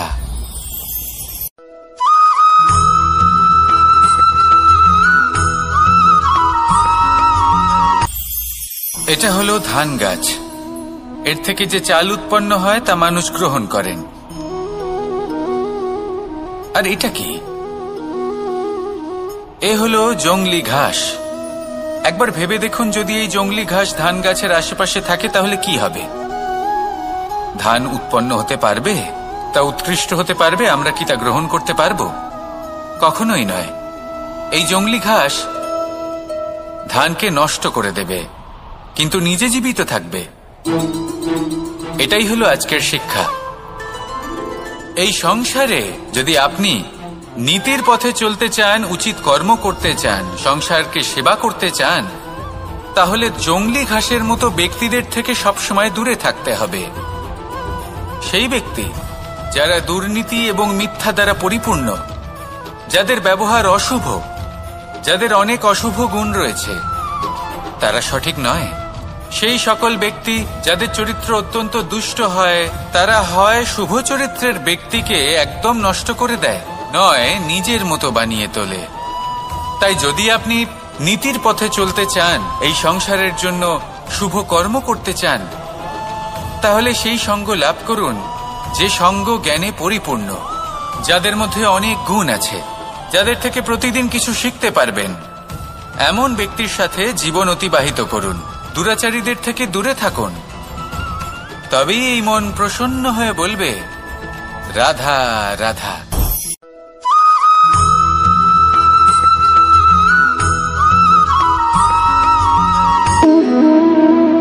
সম্পর্ক হলো আমাদের জীবনের একটি আধার। কিছু সম্পর্ক এমন যা আমরা জন্মসূত্রে লাভ করি, যেমন পরিবার, মা, বাবা। কিছু সম্পর্ক আছে যা আমরা জীবনে অর্জন করে থাকি, তা সে প্রেমের হোক, স্নেহের হোক বা বন্ধুত্বের। এই সকল সম্পর্ক লাভ করার বা গড়ে তোলার 5টি ধাপ রয়েছে। প্রথম ধাপ, কোনো ব্যক্তির সাথে আলাপ হওয়া, তার সাথে কথা বলা বা তাকে দেখা। দ্বিতীয় ধাপ, সে ব্যক্তিকে আমাদের ভালো লাগা। তৃতীয় ধাপ,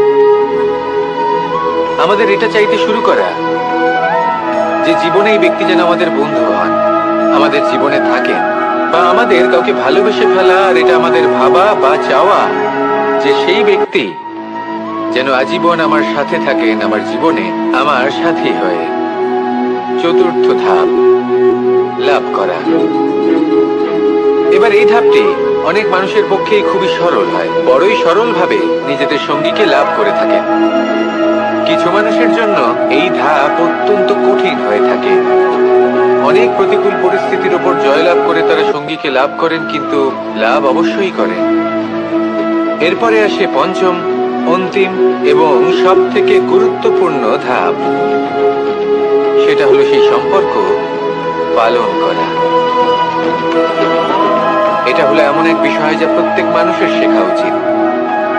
যদি ব্যক্তি নিজের জীবনে সম্পর্ক রক্ষা করতে শিখে যান, তবে প্রত্যেক সম্পর্ক তার জীবনকে স্বর্গ করে তুলবে।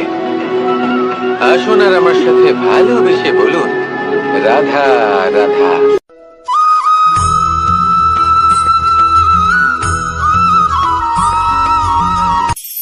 কখনো কোনো বাগানের কোনো বৃক্ষকে দেখেছেন যেখানে সুগন্ধি ফুল থাকে, রসালো ফল থাকে? তখন মন প্রফুল্ল হয়ে ওঠে, মন থেকে সেই বৃক্ষের প্রতি ভালোবাসা জন্মায়।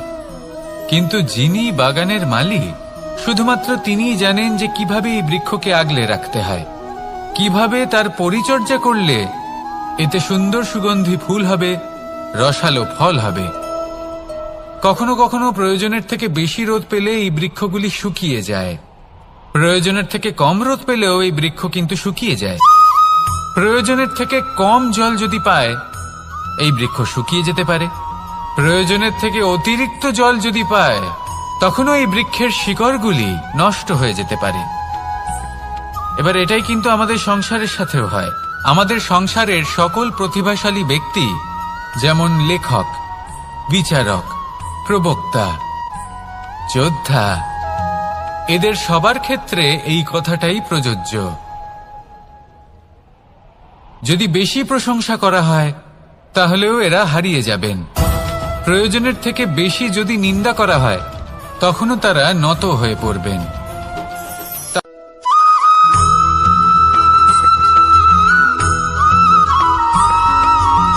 পঞ্চতত্ত্বের মধ্যে দ্বিতীয় তত্ত্ব হল ধরণী, ভূমি, যাকে আমরা ধরণী মাতা বলি।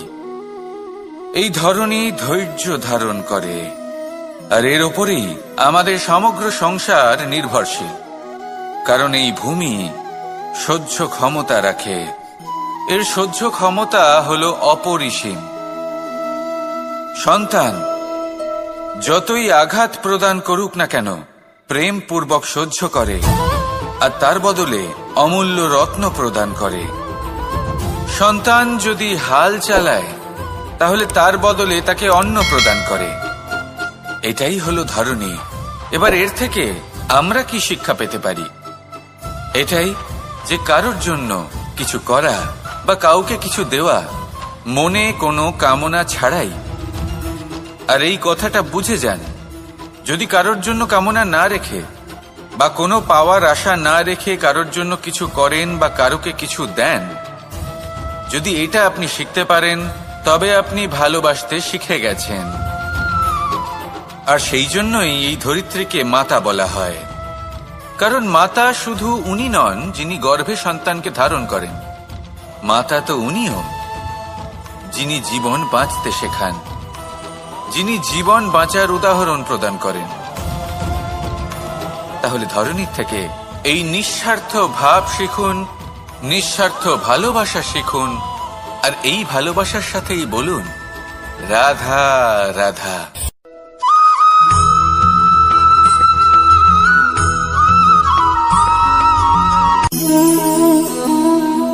নিয়তি। রাধা আমাকে বলে, কৃষ্ণ, যদি তুমি জানো যে নিয়তিতে কি আছে, তাহলে তাকে বদলে দাও না কেন? মহাদেব আমাকে বলেন যে শ্রীকৃষ্ণ, যদি আপনি এটা জানেন যে সাম্বের নিয়তি এটাই, তাহলে আপনি তাকে বদলানোর চেষ্টা কেন করেন? কেন? কারণ আমি একজন পিতা, আর পিতার কর্তব্য এটাই, তিনি যেন সম্ভাব্য সব চেষ্টা করেন নিজের সন্তানের মঙ্গলের জন্য। নিয়তি আমি জানি, কিন্তু এটাও আমি জানি যে কর্মের থেকে বড় আর কোনো নিয়তি হতে পারে না। অভিজ্ঞতাও রয়েছে যে কর্মের হাতে নিয়তির এই চক্র বদলে যেতে পারে। তাই জীবনে যদি আপনার কখনো এমন মনে হয় যে এটা তো অসম্ভব, তখনও চেষ্টা করা কখনোই ছাড়বেন না। কে বলতে পারে আপনারই কর্মের কোনো এক বীজ হয়তো নিয়তির চাকায় আটকে গেল আর নিয়তিকে নিজের পথ পাল্টাতে হলো, ঠিক কি না? সেই জন্য নিয়তিকে ভাগ্য মেনে নিয়ে চুপ করে বসে থাকবেন না। নিজের নিয়তি স্বয়ং নিজের কর্মের দ্বারা নির্ধারিত করুন, কারণ আপনার এই কর্মের ওপরেই আপনার অধিকার রয়েছে। আর এই অধিকারকে নিয়তি অনেক সময় সম্মানও করে। তাহলে আসুন আর আমার সাথে ভালোবেসে বলুন, রাধা রাধা।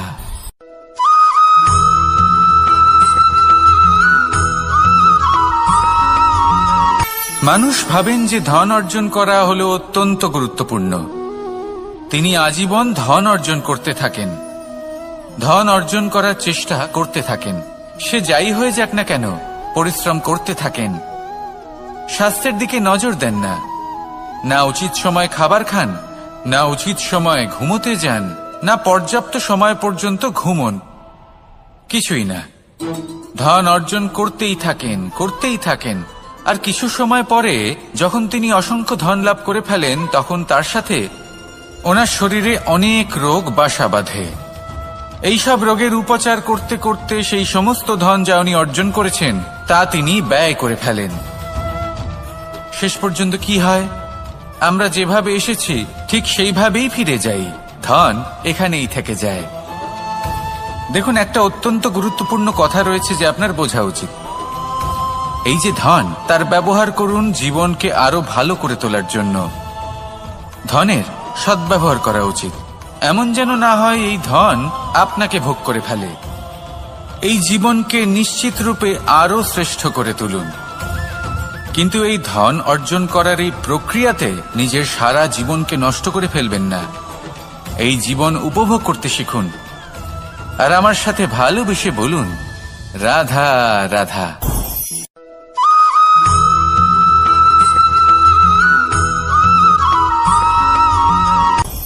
আপনি কখনো পর্বতের শিখরে উঠেছেন? আপনি দেখতে পাবেন পর্বতের পদতলে প্রচুর সুন্দর ফুল রয়েছে, সবুজ বনানী রয়েছে। যত আপনি ওপরে উঠতে থাকবেন তত ফুল কমতে থাকবে, সবুজ বনানী কমতে থাকবে। আরো কিছুটা ওপরে উঠলে কাঁটা জাতীয় গাছ দেখতে পাবেন, শুকনো গাছ দেখতে পাবেন। আরো যদি ওপরে ওঠেন তাহলে পাষাণ দেখতে পাবেন। আরো ওপরে উঠলে হিমখণ্ড দেখতে পাবেন। এই যে পর্বত, তা মনুষ্য জীবনের সবথেকে উত্তম উদাহরণ। মানুষ যখন সাফল্যের শিখরে পৌঁছতে চান, মহানুভবতার শিখরে পৌঁছতে চান, পথে যত আস্তে আস্তে উপরে উঠতে থাকেন ততই ভৌতিক বস্তু তার থেকে বিচ্ছিন্ন হতে থাকে। যদি তিনি সেই ভৌতিক বস্তুগুলি ত্যাগ না করতে পারেন তাহলে কখনোই সেই স্থানে পৌঁছতে পারবেন না। আর মানুষ যদি উচিত ত্যাগ করতে পারেন, পথে অগ্রসর হতে থাকেন, এগোতে থাকেন, তাহলে একদিন না একদিন তিনি মহানুভবতার, জ্ঞানের, সাফল্যের হিমের স্বাদ অবশ্যই লাভ করবেন। মনে রাখবেন, মানব জীবনে ত্যাগ হলো অত্যন্ত গুরুত্বপূর্ণ অংশ। আসুন আমার সাথে ভালোবেসে বলুন, রাধা রাধা।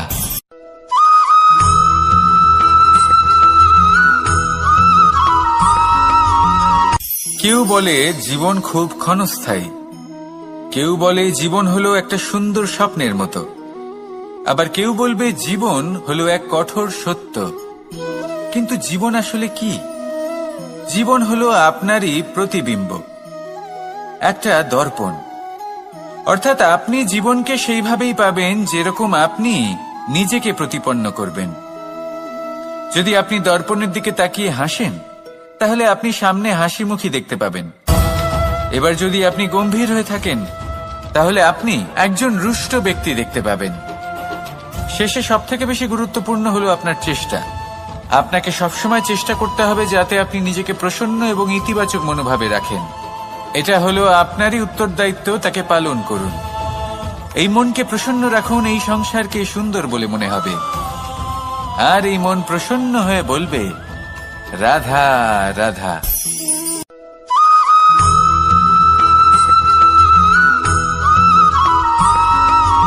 আমাদের শরীর প্রকৃতির সর্বশ্রেষ্ঠ রচনা। যে অঙ্গ প্রত্যঙ্গ আমরা লাভ করেছি প্রত্যেকটির মধ্যে একটি নিজস্ব বার্তা রয়েছে। একটু ভেবে দেখুন, দুটি চোখ দিয়েছে দেখার জন্য, দুটি কান দিয়েছে শোনার জন্য, নাসিকাও আছে দুটি, দুটি হাত দিয়েছে দ্বিগুণ পরিশ্রম করার জন্য। কিন্তু জীব শুধুমাত্র একটি, তার উপরেও তীক্ষ্ণ বলিষ্ঠ দাঁত দিয়েছে তার রক্ষার জন্য। কখনো ভেবে দেখেছেন কেন?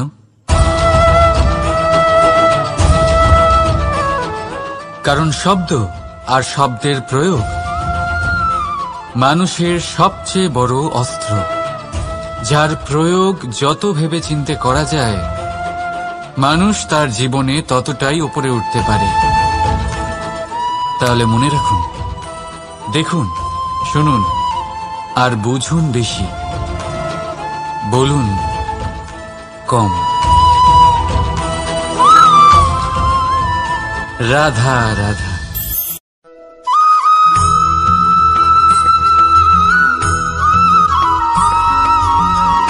জীবন কিসের উপর নির্ভরশীল? ধনের ওপর? বৈভবের অনুভব যদি আপনি করতে চান তাহলে তা পাবেন শুধু একতার দ্বারা, সংগঠনের দ্বারা। যদি আপনাকে উদাহরণ দিই, নিজের এই হাতটাকে দেখুন, 5টা আঙুল রয়েছে। কোনো একটা বস্তুকে নিজের একটা আঙুল দ্বারা তুলে ধরার চেষ্টা করে দেখুন, বড়ই কষ্ট হবে। তখন আপনি বুঝতে পারবেন যখন এই 5টি আঙুল একত্রিত হয় তখন কোনো কাজ কতটা সহজ হতে পারে। এটাই হলো শক্তি একতার। সব থেকে ভালো উদাহরণ যদি আপনাকে দিই তাহলে বাঁশি। এই বাঁশি থেকে অত্যন্ত মধুর সুর নির্গত হয় যা সবার মন প্রসন্ন করে দেয়। এই কথা সত্যি, কিন্তু এই বাঁশি আমি একটা বা দুটো আঙুল দিয়ে বাজাতে পারবো না। আমাকে প্রত্যেকটা আঙুল ব্যবহার করতেই হবে, তবেই এর থেকে মধুর সুর নির্গত হবে যা সকলকে প্রসন্ন করবে, ঠিক কিনা? ঠিক এইভাবেই যদি আপনি চান যে আপনার জীবনরূপী বাঁশি থেকেও মধুর সুর নির্গত হোক বা সবার মনকে প্রসন্ন করে তুলুক, তাহলে আপনাকেও জীবনে একতা নিয়ে আসতেই হবে। আপনি একাও কর্ম করতে পারেন, পথ চলতেও পারেন, সামনেও এগোতে পারেন, সাফল্যও লাভ করতে পারেন। কিন্তু যখন সকলে একসাথে এগোবেন, সেই পথে চলবেন, সেই কর্মই করবেন, তখন লক্ষ্যে অবশ্যই পৌঁছবেন, সাফল্য অবশ্যই লাভ করবেন। কিন্তু সেই সাফল্য এবং তার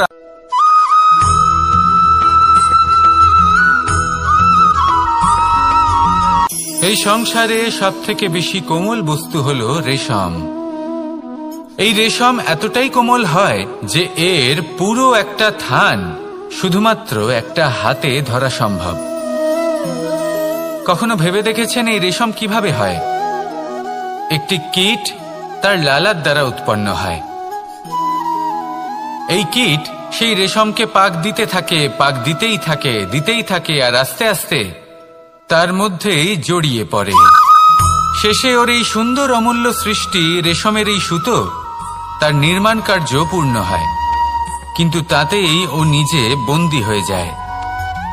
নিজেরই মায়াজালের এই বন্দী গৃহে নিজেই ফেঁসে যায়।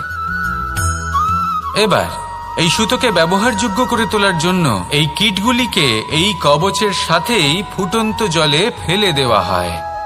এই সংসারে যদি আমাদের স্বপ্ন এই সংসারের দুঃখ হরণ করার জন্য, এই সংসারে সুখ বিতরণ করার জন্য হয়, তবেই আমাদের প্রগতি সম্ভব। যদি আমাদের এই স্বপ্ন শুধুই আমাদের এবং আমাদের স্বার্থ সিদ্ধির জন্য হয়, তাহলে এই স্বপ্ন আমাদের অন্ধ করে দেবে, আমাদের অন্ধকারের পথে নিয়ে যাবে, আর আমরাও সেই কীটের মতো হয়ে যাব। নিজেদেরই মায়াজালে আমরা নিজেই ফেঁসে যাব, আর শেষে আমরা যদি কিছু লাভ করি তা হবে একাকিত্ব, অন্ধকারময় মৃত্যু। তাই স্বপ্ন অবশ্যই দেখুন, কিন্তু এমন ভাবে স্বপ্ন দেখবেন না যে তার এই বন্দিগৃহে আপনি নিজেই ফেঁসে গেলেন। স্বপ্ন দেখুন পরোপকারে।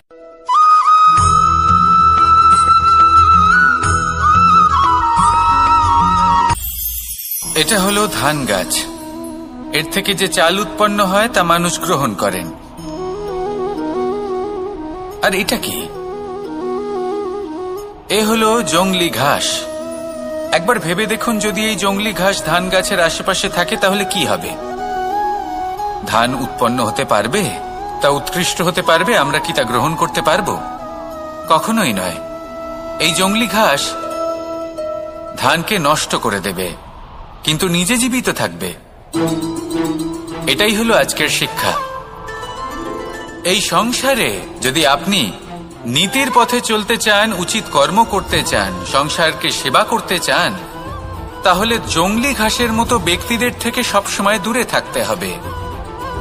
সেই ব্যক্তি যারা দুর্নীতি এবং মিথ্যা দ্বারা পরিপূর্ণ, যাদের ব্যবহার অশুভ, যাদের অনেক অশুভ গুণ রয়েছে, তারা সঠিক নয়। সেই সকল ব্যক্তি যাদের চরিত্র অত্যন্ত দুষ্ট হয়, তারা হয় শুভ চরিত্রের ব্যক্তিকে একদম নষ্ট করে দেয়, নয় নিজের মতো বানিয়ে তোলে। তাই যদি আপনি নীতির পথে চলতে চান, এই সংসারের জন্য শুভ কর্ম করতে চান, তাহলে সেই সঙ্গ লাভ করুন যে সঙ্গ জ্ঞানে পরিপূর্ণ, যাদের মধ্যে অনেক গুণ আছে, যাদের থেকে প্রতিদিন কিছু শিখতে পারবেন। এমন ব্যক্তির সাথে জীবন অতিবাহিত করুন, দুরাচারীদের থেকে দূরে থাকুন। তবেই এই মন প্রসন্ন হয়ে বলবে, রাধা রাধা।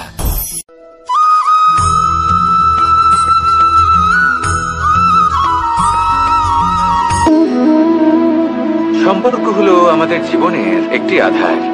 কিছু সম্পর্ক এমন যা আমরা জন্মসূত্রে লাভ করি, যেমন পরিবার, মা, বাবা। কিছু সম্পর্ক আছে যা আমরা জীবনে অর্জন করে থাকি, তা সে প্রেমের হোক, স্নেহের হোক বা বন্ধুত্বের। এই সকল সম্পর্ক লাভ করার বা গড়ে তোলার 5টি ধাপ রয়েছে। প্রথম ধাপ, কোনো ব্যক্তির সাথে আলাপ হওয়া, তার সাথে কথা বলা বা তাকে দেখা। দ্বিতীয় ধাপ, সে ব্যক্তিকে আমাদের ভালো লাগা। তৃতীয় ধাপ, আমাদের এটা চাইতে শুরু করা যে জীবনে এই ব্যক্তি যেন আমাদের বন্ধু হন, আমাদের জীবনে থাকেন, বা আমাদের কাউকে ভালোবেসে ফেলা। আর এটা আমাদের ভাবা বা চাওয়া যে সেই ব্যক্তি যেন আজীবন আমার সাথে থাকেন, আমার জীবনে আমার সাথী হয়ে। চতুর্থ ধাপ, লাভ করা। এবার এই ধাপটি অনেক মানুষের পক্ষেই খুবই সরল হয়, বড়ই সরলভাবে নিজেদের সঙ্গীকে লাভ করে থাকেন। কিছু মানুষের জন্য এই ধাপ অত্যন্ত কঠিন হয়ে থাকে। অনেক প্রতিকূল পরিস্থিতির উপর জয়লাভ করে তারা সঙ্গীকে লাভ করেন, কিন্তু লাভ অবশ্যই করেন। এরপরে আসে পঞ্চম, অন্তিম এবং সব থেকে গুরুত্বপূর্ণ ধাপ। সেটা হলো সেই সম্পর্ক পালন করা। এটা হলো এমন এক বিষয় যা প্রত্যেক মানুষের শেখা উচিত। যদি ব্যক্তি নিজের জীবনে সম্পর্ক রক্ষা করতে শিখে যান, তবে প্রত্যেক সম্পর্ক তার জীবনকে স্বর্গ করে তুলবে। আসুন আর আমার সাথে ভালোবেসে বলুন, রাধা রাধা।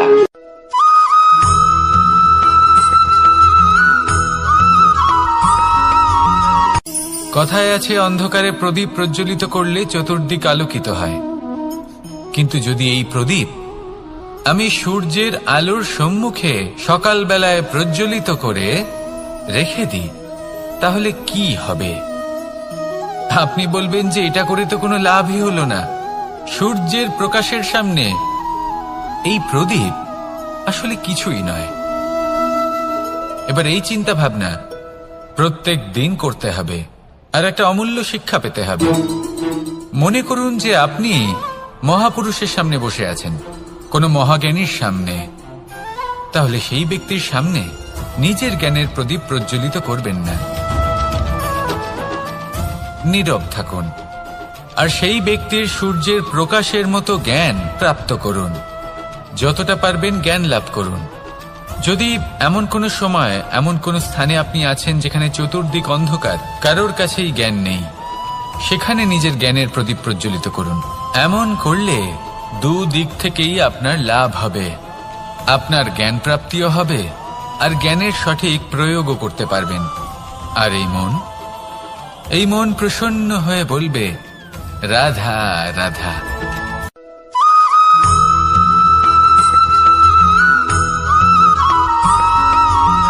কথায় আছে যে এমন কোনো অক্ষর নেই যার দ্বারা কোনো মন্ত্র হয় না। এমন কোনো বনস্পতি নেই যা নিজেই একটা ঔষধি নয়। পৃথিবীর এমন কোনো ব্যক্তি নেই যার মধ্যে কোনো যোগ্যতা থাকে না। শুধু প্রয়োজন হলো যে ব্যক্তিকে আমরা খুঁজে চলেছি তাকে সঠিকভাবে চিনে নেওয়া। যদি তার যোগ্যতা, তার বিশেষত্ব আমরা বুঝতেই না পারি, তাহলে আর লাভ কি রইল? এই সংসারে এমন অনেক ব্যক্তি রয়েছেন যারা ছোট ছোট অসফলতার কারণে আপনাকে এটা বলে দেবে যে আপনি কোনো কাজের নন, আপনি হলেন মূর্খ, আপনি কিছুই করতে পারবেন না। এইসব কথায় কখনোই বিশ্বাস করবেন না, কারণ আপনি এবং প্রত্যেকটি জীব এই পরমাত্মা এবং এই প্রকৃতির সৃষ্টি, যা অত্যন্ত বিশেষ। যদি আপনাকে উদাহরণ দিই তাহলে একদিকে আছে তরোয়াল, একটা বড় লম্বা তরোয়াল যার দ্বারা যুদ্ধ করা যায়, জয়লাভ করা যায়। আর অন্যদিকে রয়েছে একটা ছোট্ট সূচ, কিন্তু যে কাজ একটা ছোট্ট সূচ করতে পারে তা একটা তরোয়াল দ্বারা সম্ভব নয়। এর অর্থ হলো এটাই যে প্রত্যেকটা রচনা অত্যন্ত অমূল্য এবং অত্যন্ত বিশেষ হয়। তাহলে বিশ্বাস রাখুন যে আপনি অত্যন্ত বিশেষ একজন, আর প্রেমের সাথে বলুন রাধা রাধা।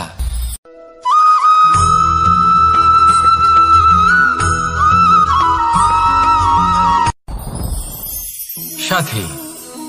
সাথী এই শব্দটির ব্যাখ্যা কে কিভাবে করে? মিত্র, সখা, বন্ধু। কিন্তু অর্থ একটাই, তিনি যিনি আপনার সঙ্গী হন আর তিনি যার সাথী আপনি হন।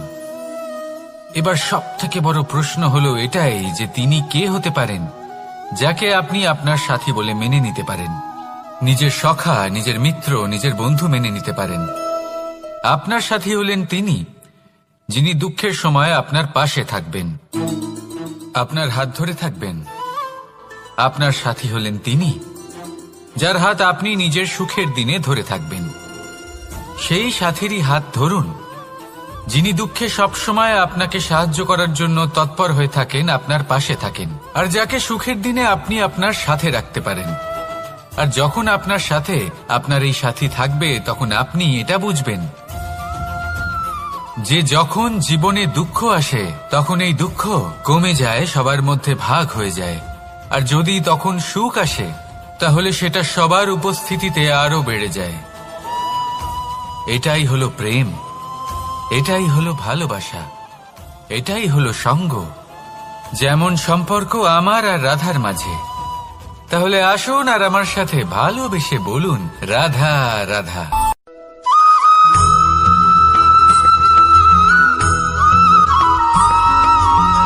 এই সংসারে প্রত্যেক মানুষ এটাই চান যে তিনি যেন ধনবান হন, আর্থিক অবস্থা তার ভালো থাকে, ওনার বাড়িতে লক্ষ্মীর আগমন হয়।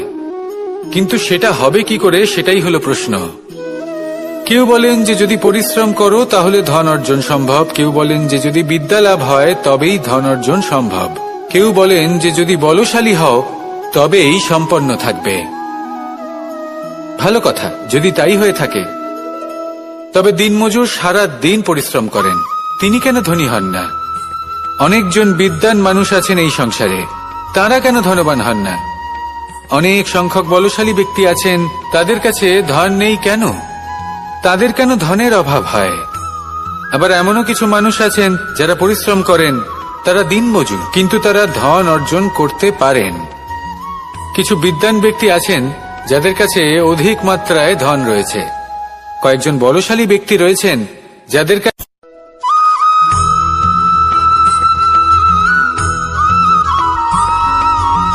এই সংসারে কখনো কোনো ব্যক্তিকে তার বাইরের পোশাক দেখে বিচার করার চেষ্টা করবেন না, এটা খুব বড় ভুল করবেন। যেমন আমরা জীবনে অনেক সময় এমন করি, ধরুন কোথাও একটা গাছ দেখলাম, খুব বিশাল আকারের একটা গাছ, যেটা মাটির থেকে অনেক উঁচুতে পৌঁছে গেছে, যার বিশাল শাখা আছে। সেগুলো দেখে আমরা ভাবি যে এই গাছে হয়তো কত সুস্বাদু ফল আছে, আমরা সেই গাছের পরিচর্যা করতে থাকি।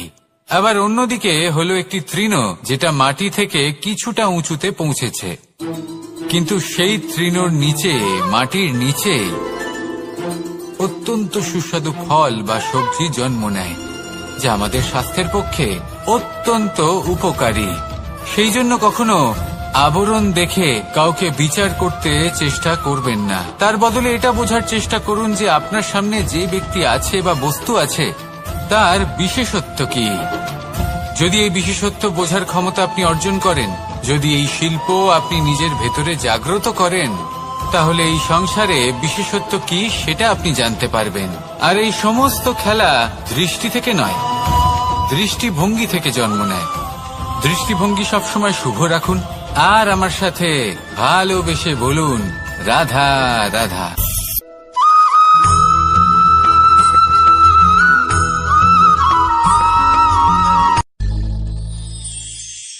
শিশিরের বিন্দু পাতার ওপর পড়ে আর তার গায়ে লেগে থাকে। পাতা তাকে শুষে নিতে পারে না আর শেষ পর্যন্ত সে ঝরে পড়ে যায়। অন্যদিকে রয়েছে মেঘ এবং চাতক। এদের মধ্যে অনেক দূরত্ব থাকে। মেঘ থাকে আকাশে আর চাতক থাকে ধরিত্রীতে। কিন্তু যখন এই মেঘ থেকে বৃষ্টি ঝরে পড়ে, এই চাতক কিন্তু সেই জলই পান করে, নয়তো সে তৃষ্ণার্ত থেকে যায়। এবার অন্যদিকে দেখলাম শিশির বিন্দু আর পাতার এই সম্পর্ক। এরা খুব কাছাকাছি থাকে, ঘনিষ্ঠও থাকে। অন্যদিকে রয়েছে মেঘ এবং চাতকের সম্পর্ক, যাদের মধ্যে অনেক দূরত্ব থাকা সত্ত্বেও তারা খুব ঘনিষ্ঠ, তাই না? এই সারমর্ম খুব সরল। এই নৈকট্য, এই দূরত্ব, তা আপনার সম্পর্কে প্রভাব কিছুতেই ফেলতে পারে না। এই নৈকট্য, এই দূরত্ব, এইসব হলো শুধুমাত্র মনের ব্যাপার। কখনো আপনি অনুভব করেছেন আপনি কারোর থেকে অনেক অনেক দূরে আছেন, অনেক দূরে আছেন, তাও সেই ব্যক্তির প্রতি আপনি টান অনুভব করেন। সেখানে আপনি কারোর সাথে প্রত্যেক দিন অতিবাহিত করেন, সমস্ত জীবন অতিবাহিত করেন, সব থেকে বেশি সময় তার সাথে অতিবাহিত করেন, তাও তার প্রতি সেই টান অনুভব করেন না।